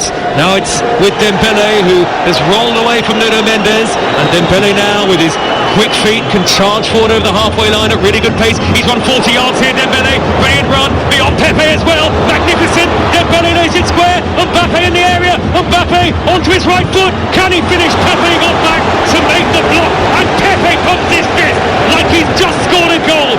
Weaving wonderful run from Dembele, and then Mbappe was maybe a little too slow, needed one touch too many. Why did Dembele shoot? The bit before that was incredible. First of all, the weights on Nuno Mendes. He runs past Pepe like Pepe's in quicksand, and then he's the edge of the box. Why pass to Mbappe there? Shoot! You're on your strong left foot, shoot! 7 minutes into extra time, Thuram, Mbappe, back to Thuram! Missed it from the edge of the box by a long way. Left-footed curler, teed up for him, right on the 18-yard line. And he's planted it 6-7 yards wide at the top corner. That run, honestly, I know we've seen Thuram there blast over, really poor execution, but that run from Dembele, I mean, he goes past Nuno Mendes, goes past Ruben Neves, then goes past Pepe. The last little bit, I'm thinking, shoot, pull the trigger, what a goal this would be. And again, he takes a safe option, which is the pass to Mbappe. So when Mbappe has the shot, it gets blocked. I mean, Dembele's had a real impact since he's come on, and this is the Dembele I wish I'd see more of. All the attributes in the world, is quick, can go both ways, both-footed. Just that last little bit there again, the wrong option. France, Darren, over 80 shots on goal in the tournament, and only 2 own goals and a penalty to show for it. Let's see where their problems lie. Ronaldo, by the way, 23 shots at the tournament on his own. Still not scored in Euro 2024. 8 minutes into extra time. Portugal from right to left, 0-0 against France. There's the noise from the Portuguese fans. The Portugal team are attacking the end that houses them in the first half of extra time here. Both teams know that penalties could be looming. Bernardo Silva out on the far side of the right, sets up Conceição, neat triangular passing between those two and Semedo, and then the reverse ball infield by Conceição is overhit. Saliba, risky ball back to Maignan. Maignan takes a touch, Ronaldo's chasing the ball down, but he's not quick enough to beat Upamecano, who rolls the ball square to Fofana. Neat touch out to the right to Dembele, excellent out of defence from the French, and Dembele tried to wriggle beyond Nuno Mendes, but the last touch off the France winger, and it's a Portuguese throw in front of the French dugout. Didier Deschamps watches on, arms folded. We wonder whether this will be his last chance to win a European Championship as the French head coach. He's contracted until 2026, so you do think after 12 years this is probably his last Euros as head coach. 0-0. He'll probably win the next World Cup and get another 5 years on top of that. Well, you wouldn't begrudge him, would you? That still blows my mind, that does. That he's been in charge since 2012. You don't often see that level of continuity, do you? No, not in international management. You know what, Joe? Not even in management, really, do you? Absolutely, club management, you're right. Not anymore. fairness to England and Gareth Southgate, he's one of the longest serving. Ronaldo sprinting in between two white shirts, inside left channel, back out wide to Rafael Leao, whose influence has waned a little as the game has gone on. 99 minutes played, we're in extra time, it's 0-0. Pepe on the halfway line. At what point do players start to think of penalties, Darren? Will it be on the minds of some, I wonder? When you start seeing players going down with cramp, it's one of those where, do I really want to be taking a penalty? I'll take the safe option out and get a goal for cramp. I wonder who is thinking that sort of thing. I can think of one or two players who'll be putting themselves forward for the penalties should they happen. I know we'll be taking number one for Portugal, I'll tell you that. Yeah. First name's Cristiano. Here's Pepe on the halfway line for Portugal. Pepe cheering whenever he makes a tackle at the moment, the Portuguese centre-half. It's with Bernardo Silva in the centre circle. Very congested in the middle third. Bernardo Silva was caught by N'Golo Conte. Michael Oliver initially played the advantage and then elects to pull the play back for the free kick. Bernardo Silva taps it square to Vitinha, right-hand edge of the area of the centre circle. The air is thick with tension now in Hamburg. It's 0-0, but Portugal are continuing to look the team that are the more adventurous of the two. All left foot on the far side, the right, is Conceição, the youngster. Back now to the tall Ruben Dias, and a square pass to the right-hand side where Ruben Neves is waiting again. Bernardo Silva watches the run in field of Conceição, but elects to go backwards instead to Ruben Neves. 4 minutes of the first half of extra time remain. At some point, France, when they win the ball back, I mean, Pepe, he's been incredible today. He's 41 years old. We've seen Thuram run past him like he wasn't there. We've seen Dembele run past him. Every single time that France get the ball, they should just roll it in behind him. And Thuram, don't come to feet, just keep spinning him behind Pepe, because as good as he's been, he must be getting tired. He's 41 years old. Would you believe it? Still playing at major tournaments, Pepe. Vitinha races up the middle for Portugal. Nudges it square to Conceição. Right-hand edge of the penalty area. On the overlap is Semedo. Semedo delivers in towards Ronaldo. Headed away. Back to Ronaldo. Leao! Blocked Upamecano. Leao swings and misses the second time. Upamecano with a block that maybe prevented a goal for Portugal there. Back it goes to Nuno Mendes. Cleared away by N'Golo Conte. Upamecano got in front of the effort from Leao, but seemed destined for the back of the net. We are now 11 and a half minutes into extra time, still 0-0. Upamecano saved his country there. What defending that was. Gets himself in the line of the ball, and Leao thinks he scored. And now Conceição, right wing position, again all left foot as he takes on Hernandez, teasing, twisting on Hernandez, and Conte joining the French defensive ranks now. France look a bit leggy. Mbappe certainly looks leggy. It's with Pepe, forward to Ruben Neves, midway inside opposition territory. Conceição miscontrols, Hernandez clears. Mbappe and Ronaldo, the undroppables. You can't take them out of the side at any moment, and of course part of that is because of the great quality that they both possess. We're in the 103rd minute now, 90 seconds or 2.5 minutes or so between now and the end of the first half of extra time. Portuguese rule. Away to the left-hand side, the French fans are subdued. What are France looking to try and get out of this extra time? Are they just playing for penalties? It's almost like they're just so scared at the minute to come out of shape. They're just trying to keep it compact, keep it together, and making sure that you can't play between them, you can't play between the lines.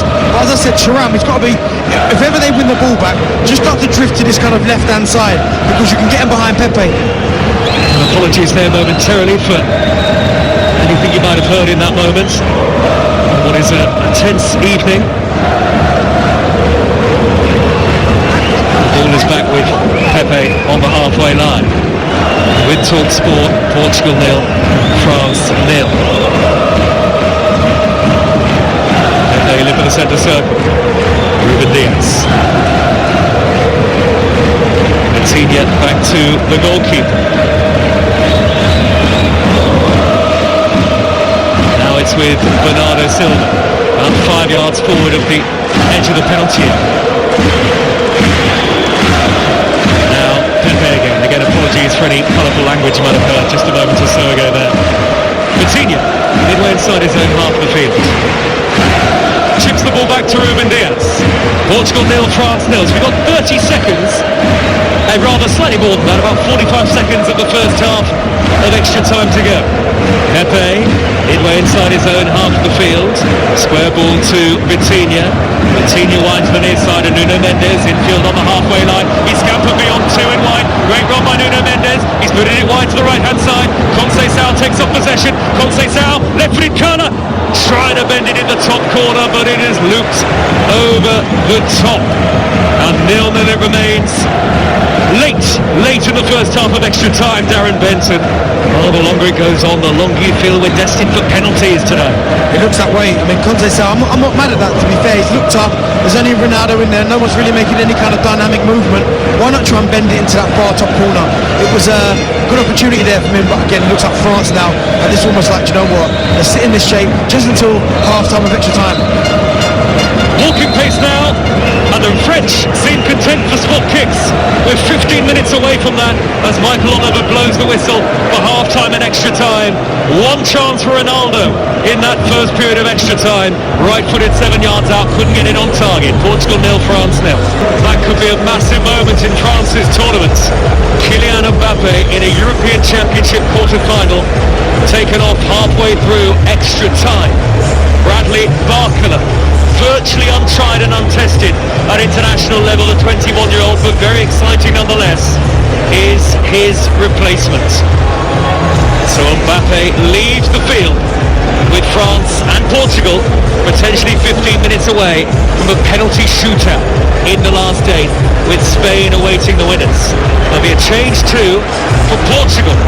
João Felix maybe still yet to come of age with all of the great potential that he's got. Remember him on loan at Chelsea a couple of seasons ago as well. He's onto the field now in place of Leao, who, as I say, his influences waned a little bit as the game has gone on. Second half of extra time underway. Portugal from left to right, red and green. France in white and blue from right to left. 15 minutes from a second penalty shootout of the tournament. The first contested by Portugal, won by Portugal, 3-0 against Slovenia. And I wonder how the goalkeepers are feeling at this moment too, among others. Here come Portugal right away, start of the second half of extra time. Brave sliding challenge by Jules Koundé to whip it away from the legs of the onrushing Nuno Mendes. And that'll be a throw to Portugal deep inside French territory. Is there going to be one chance, Darren, in these last 15 minutes, I wonder? But you know what, the Mbappe change is surprising because he's their best player, but if the nose is bothering him, you can't. But I watched Bradley Barcola against Poland, and he really impressed me. I thought he was harsh when he didn't start the next game. He's positive, he gets on the ball, he tries to guard people, he tries to make things happen. So I think in some respects, I know he's not Kylian Mbappe, but I do think it's a positive change. It shows sign of intent from Didier Deschamps. Ball is with Ruben Dias, and he'll roll it back to the goalkeeper, Diogo Costa. Now Pepe, midway inside his own half the field, he steered it forward to João Felix, first couple of touches just shy of halfway, drinks away from his opposite number in white, Dembele. Now Vitinha, really impressed by Vitinha and the dynamism that he provides in the middle of midfield. 24 years of age, so you'd think Darren is at least a couple of years away from his peak. Just yet, Vitinha, such an exciting Portugal team for the future. Yeah, it is. I mean, he gets on the ball, tries to make things happen, he's really comfortable in possession. The only thing I'd say about him today is that there have been times where he's been a bit too safe. Like Ronaldo's made good runs, Rafael Leao made good runs, and he's looked at it and he's almost made eye contact with Ronaldo, but he's gone, now I take a safe option and just keep the ball. That's the only thing I'd say today that's almost took his performance down a little bit. Portugal 0, France 0 in the 107th minute. So early on in the second half of extra time, Portuguese fans bouncing behind the goal. Some of them are doing the Poznan right in the middle. This is long from Diogo Costa up to Cristiano Ronaldo. Remember, he missed a penalty in extra time against Slovenia. Scored his penalty in the shootout, Ronaldo though. Here is the halfway line pass from Ruben Neves. Angled wide to the near side, the right, and Conceição. Hernandez is backing off. Conceição dinks in the cross. Back post shot, Felix! Into the side netting. Arriving at pace, thundered the header. Some of the Portuguese support thought it was in. It hit the side netting. Get a word from Darren Benton in a moment, but here come France. They've taken the goal kick very quickly, and they're on the counter with Dembele, raining down the far side, the right. He's not skipped beyond the excellent Nuno Mendes. Through to France. Darren, wow. Big chance there from João Felix, but again, it's decision making. I mean, it's a great move from Conceição. Just leaves it in that back post area, but as he's coming on, he's not going to score at that near post top corner. Just hit it back across goal and hope that someone is there to tap it in. Ronaldo, I don't think he can get there, but I think it's Bernardo Silva that's behind him. If he heads it back across, he heads it in the net, but he goes for that near post top corner corner when Mike Magnion's standing there. Again, decision making's poor. Former England striker Darren Bent with us on Talk Sport. The Euro Sports Bar Weekender once we're done here in Hamburg. 03717 22344. No doubt they'll start the build-up. Adam Catchell and Jermaine Pennant to England against Switzerland tomorrow. 5 o'clock live in Dusseldorf. Can England reach the semi-finals? It's going to be tough to beat the Swiss. We can hope, and we will hope. And we'll be positive, despite the shake of the head from the producer. Here is Hernandez. Oh dear, I'll be in trouble now after the game. Here's Thuram on the halfway line for France. Oh, lovely pirouette from Thuram right in front of the Portugal dugout. There was a foul by Semedo. Might even have been Conceição, and Thuram was sandwiched in between the two of them. I wonder what Deschamps is thinking. France's attacking flair, not been there again. They've only scored the 3 goals in the whole of the tournament so far. 2 own goals and a penalty. We are now 11 minutes from the end of extra time. Portugal 0, France 0. And your best player's now sitting on the bench. Mbappe has been substituted. Did we think that was for a slight injury concern? He just can't keep going, Mbappe. It looked like to me that he was icing his nose. So clearly that mask was giving him problems, but still, like you'd say to him, can you go again? Like, we're going to need you. It's only 15 more minutes. Can you give us that? And clearly he can't, so he's had to come off. Mbappe missed a penalty in Euro 2020, the round of 16 shootout defeat to Switzerland. Lovely ball over the top. Conceição, wide to Ronaldo. Ronaldo bearing down into the penalty area. Heavy touch across game. Hernandez put him behind. Ronaldo committed the foul. And his rather hellish tournament, personal tournament anyway, goes on. Cristiano Ronaldo just cannot get a sight of goal, or at least when he did, he missed the chance in the first half of extra time. He can't get a sight of goal. France can't keep the ball at the minute. Every single time one of them get the ball, they give it away. I mean, Portugal to me look like the side that want to go on and win it, whereas France to me at the minute. Oh, what a turn, Nuno Mendes! He was nearly beyond Koundé and Tchouaméni on the corner of the penalty area. Sorry, Darren, he turned them inside out twice, didn't he there? Good play. Mendes. He's been impressive. He's recovered really well. First couple of times then Benny got hold of him, he thought, oh, here we go. But since then he's defended really well. Thuram risky ball back, nearly fell for Ronaldo, and N'Golo Kanté with his seemingly endless energy was there to poke it across to Bradley Barcola. First touch, there was a foul by Conceição on Kanté, but the referee sensibly allows play to continue. Kanté, the evergreen N'Golo Kanté, never stops running. Dembele out on the right hand side, 0-0, France with a rare attack. Dembele held up on the corner of the penalty area.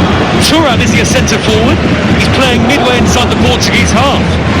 Now Tchouaméni, wide to Hernandez. I'm sure a lot of the French fans will be really disappointed with the manner of the performance. Not dissimilar in the final third to what we've seen from England. At least England have scored a few in open play. Now it's Tchouaméni, 10 yards into the Portuguese half. A sweeping ball under pressure, high through the air, connected by Dembele, who pirouettes and turns and drives on the right hand side, looking menacing. Darts away from João Felix onto his left foot, edge of the area. Dembele will strike it over the top, always rising. Couldn't keep it down. We're now 8.5 minutes away from penalty kicks, and goalless it remains in the quarter-final on Talk Sport. His quality with the ball at his feet is always incredible until the last little bit. Cruyff turns it on the touchline, he runs at Nuno Mendes, goes past him, João Felix comes across, he goes past him, and you're thinking, right, just hit the target, you're in the D on the edge of the box, 18 yards out, have a shot, hit the target, and he smashes it over the bar. And that's the last little bit that's let him down since he's come on the pitch. Well, if it does go to penalties, you'd think Portugal will have real belief after winning a shootout already, 3-0. 3 successful penalties against Slovenia and 3 saves from their goalkeeper Diogo Costa, and minds have got to be going that way. I'm sure the coaches are definitely thinking about it, Darren. They're going to have to. I mean, you're right there, Diogo Costa was brilliant in the last shootout, but then Mike Magnion's been brilliant today, saved absolutely everything, so it's about keeping your nerve, holding your nerve, and I guess Portugal will fancy it because they've been in one recently. Ronaldo with that trademark run from the far side of the field, infield, but as he shaped to maybe go for goal from a heck of a long way out. They eventually go back to Pepe on the halfway line. Pepe, diagonal ball, out to the right. Conceição again, all left foot. Bernardo Silva, João Felix and Ronaldo in the middle. Ruben Neves back out wide to the near side, the right. France with, again, everybody back behind the ball. Efficiency about France defensively is certainly there again. They've kept 3 clean sheets in the tournament so far. Semedo, right wing position, back to Ruben Neves. Ronaldo putting his arm up into the air, calling for the early ball in, but he's isolated Ronaldo. Less than 7 minutes of extra time remain. Still scoreless. Chipped forward by Ruben Neves. High down the right hand side. That's going to be overhit towards Nelson Semedo. And it will be a goal kick to France. And really, it was a classic game. The earlier quarter-finals, Spain 2, Germany 1 after extra time. This hasn't reached its potential, Darren, even if we'll get the excitement potentially of a penalty shootout. Yeah, no, we're expecting so much more from these two teams because they've got world-class players on either side, but it's almost like they're played within themselves, and when they've got to an area of the pitch where you go, right, show us your quality, it just hasn't been there today. They've chosen the wrong option, they've shot when they should pass, and when they've got the opportunity to shoot, they don't hit the target.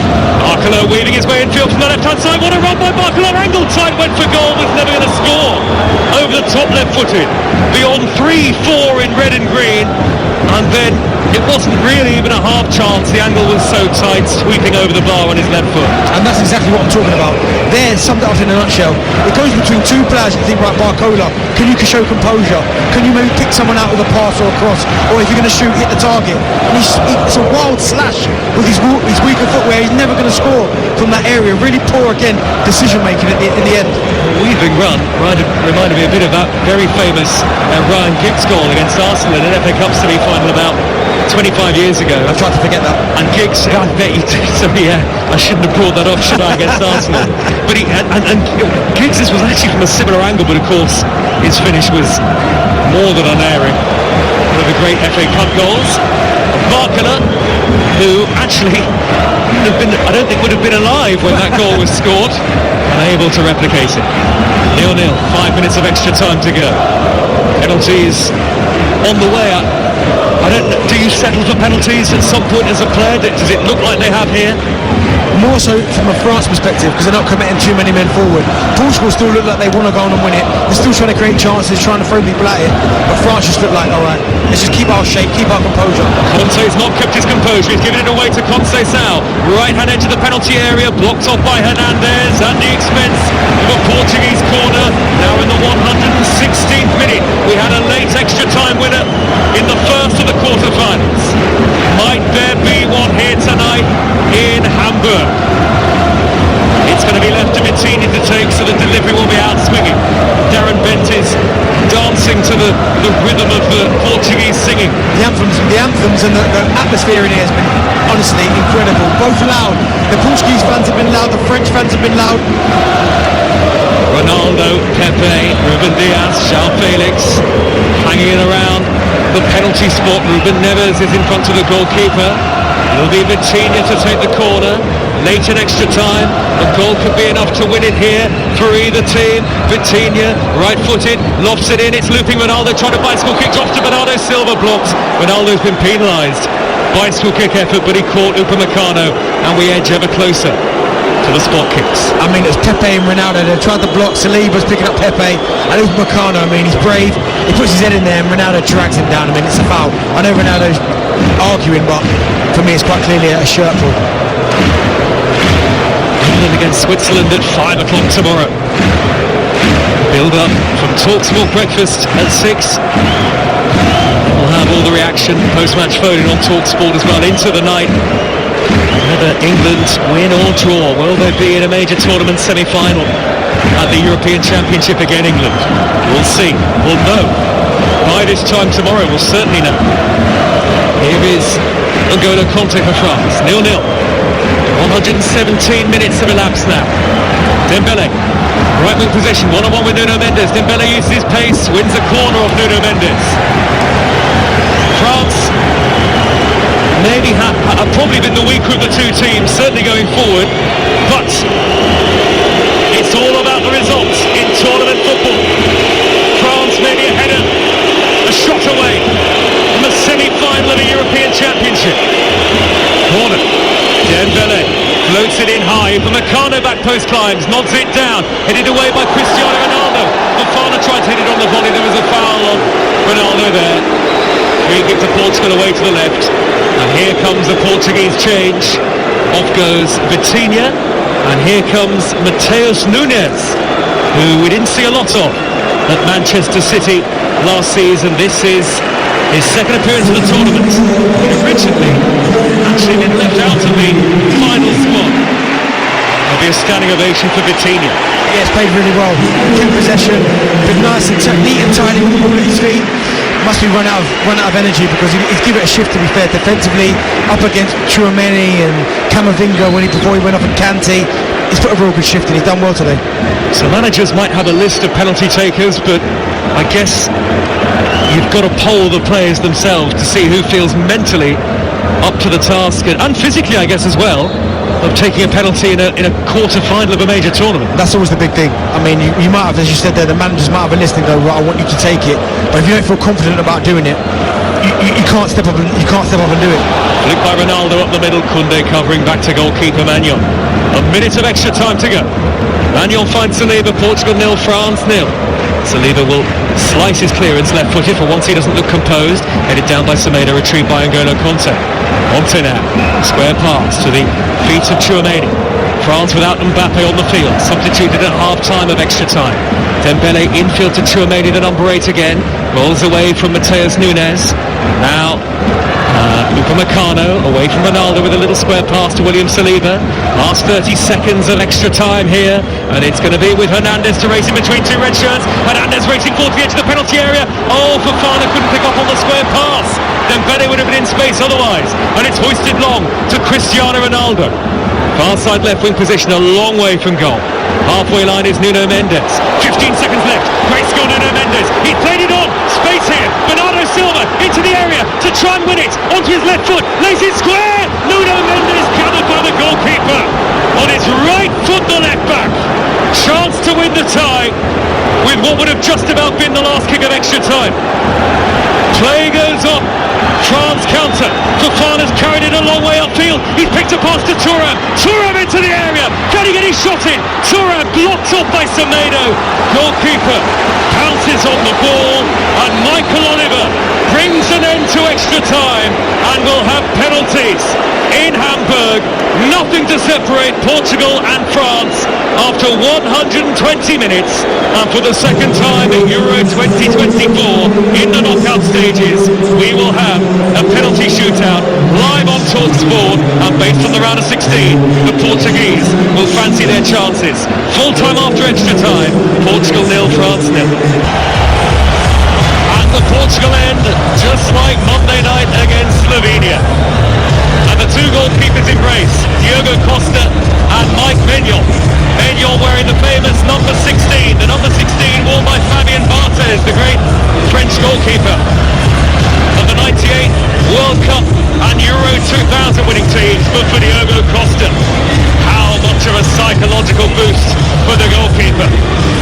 The first goalkeeper to save 3 penalties in a European Championship shootout, just as he did on Monday in the round of 16 against Slovenia. Will he be the hero for Portugal again? And now the two goalkeepers, Maignan in bright yellow, Costa all in black, take the long walk to the Portuguese end away to the left-hand side, and stepping from the crowd of players on the halfway line is a Frenchman, the figure of Ousmane Dembele. A late substitute Dembele, who now looks up and faces a sea of red and green. The roar of the whistles and the cheers of the Portuguese fans behind the goal to the left-hand side. All of the coaching staff, all of the subs of both teams have linked arms on the near side touchline. Dembele and France will get the penalty shootout underway. France have lost 5 of their 8 major tournament shootouts. Went out on penalties at Euro 2020. Diogo Costa saved his last 3 spot kicks. Dembele, right-footed, sends the goalkeeper the wrong way, and France score the first penalty of the shootout, and there's a high five between Dembele and Maignan, the goalkeeper.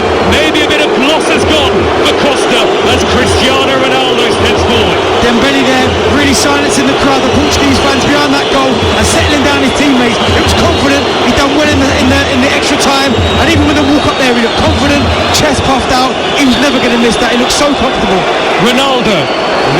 penalty in extra time in the round of 16, scored his penalty in the shootout. In the shootout, he went to the goalkeeper's right, and Maignan is doing all he can to delay the taking of the spot kick as Ronaldo looks up to the Portuguese fans. It was 0-0 after extra time, all of the weight on Ronaldo's shoulders.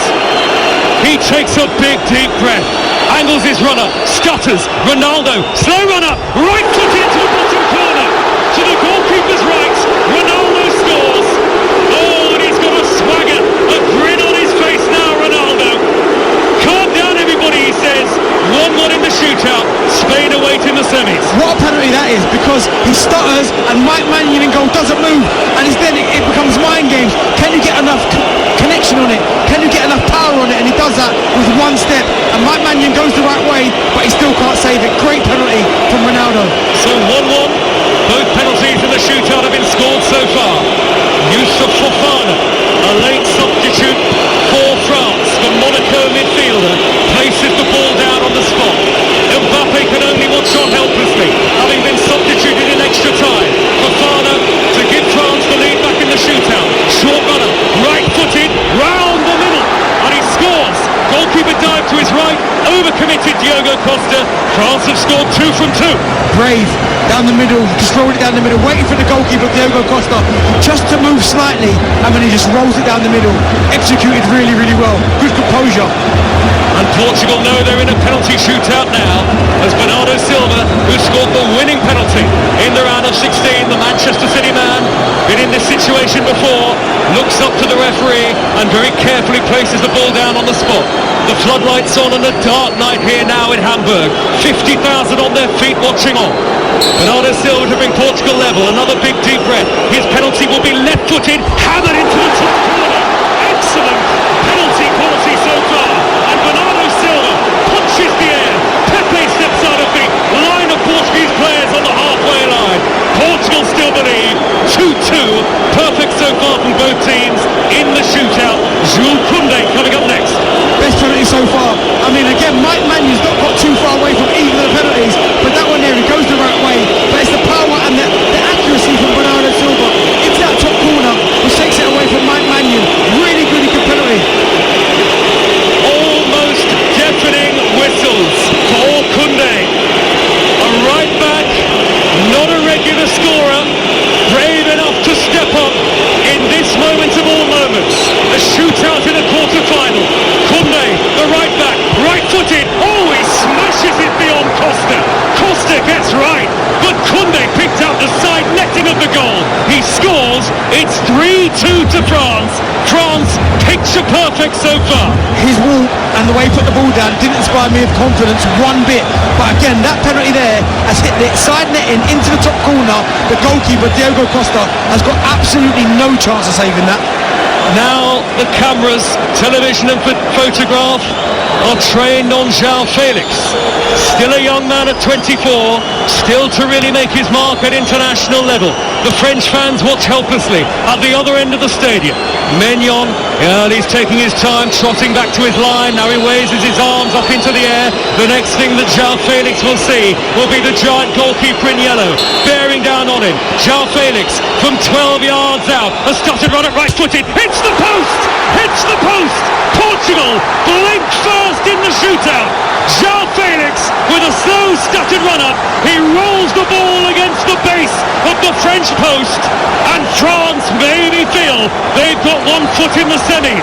They need 3-2 after 3 penalties apiece. Didn't look confident at all, but Mike Magnan's got a lot to do with that. He's in his space. I mean, Michael Oliver's got to say to Mike, get back on your line early. He's in his space. He's slow walk back. João Felix has got the ball in his hand. He's not putting it down like confidently. So when he steps back as well, Mike Magnan's still not in his goal. I mean, at the last second, he goes back onto his line, and then João Felix drags the penalty. But mind games from Mike Maignan, I think, is what's put João Felix off there. 3-2 to France after 3 penalties each, and Barcola with the chance to give them a 4-2 lead. If he does, then Portugal will have to score their next penalty. Another young man, Bradley Barcola, 21, with the biggest kick of his footballing life so far. Hands on hips, right-footed, sends Costa the wrong way. France are nearly there. That is is some penalty, by the way, but do you know what he does? Because he has a two-step run-up, that doesn't give Diogo Costa any chance to read where he's going. He simply puts his foot down and just goes smash to the goalkeeper's right. Really, really good penalty. 21 years old, he's been impressive since he came on, but that there showed big courage, courageous, brave, confidence. Mbappe leading the cheers on the near side touchline. He can barely watch Kylian Mbappe. Didier Deschamps arms in arms with his coaching staff. It'll be Nuno Mendes to take the spot kick. Portugal have to score their next two. That's even if they get a chance to score the final one. Nuno Mendes must score to keep them in the penalty shootout. 4-2 down. This is Portugal's fourth penalty. Maignan has taken his time.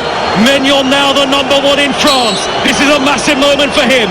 Mendes, left-footed, must score, hits it into the top corner. Oh my goodness, that was close. No margin for error from Nuno Mendes. He walks away like it was the easiest kick in the world. That is some penalty. I mean, I thought it'd gone over. When he hits the back of the net, it's still rising. It's hit that the roof, the underside, the roof of the net, top corner. I mean, considering he had to score that penalty, that is wow. That's the best penalty we've seen so far this evening. Here goes Theo Hernandez to win the shootout for France and send them into the semi-finals of Euro 2024. Theo Hernandez, who's often been described as having a wand of a left foot. One kick to take France there. Mbappe's crouching down. He can do nothing about this. Hernandez against Costa. Costa on his line. Big deep breath. Theo Hernandez. One kick to send France into the semi-finals. 5 perfect penalties to get Mbappe tonight. This time Hernandez is their king. He sends Costa the wrong way. Portugal are out. It may be the end of Cristiano Ronaldo at a major tournament internationally too, but for France it is sheer delight. Allez les Bleus, they will be in the last four to play Spain at Euro 2024. They all run to congratulate Maignan and Hernandez, and now they turn from left to right where the French fans are housed and those celebrations can begin. The French flags, the tricolour, red, white and blue, flying up and down away to the right hand side, and Portugal have gone from the ecstasy of shootout victory on Monday to the sheer heartbreak of losing out on penalty kicks in the quarter-finals. No Mbappe, no problem in the end for France. They get the job done on penalty kicks. 5 goals to 3, and you have to say all of the French penalties were absolutely magnificent. The Portuguese players look totally dejected. They might feel they were the better team in normal time and extra time, but for Didier Deschamps and France, they are now just 2 games from European glory. Portugal 0, France 0 after extra time. France win it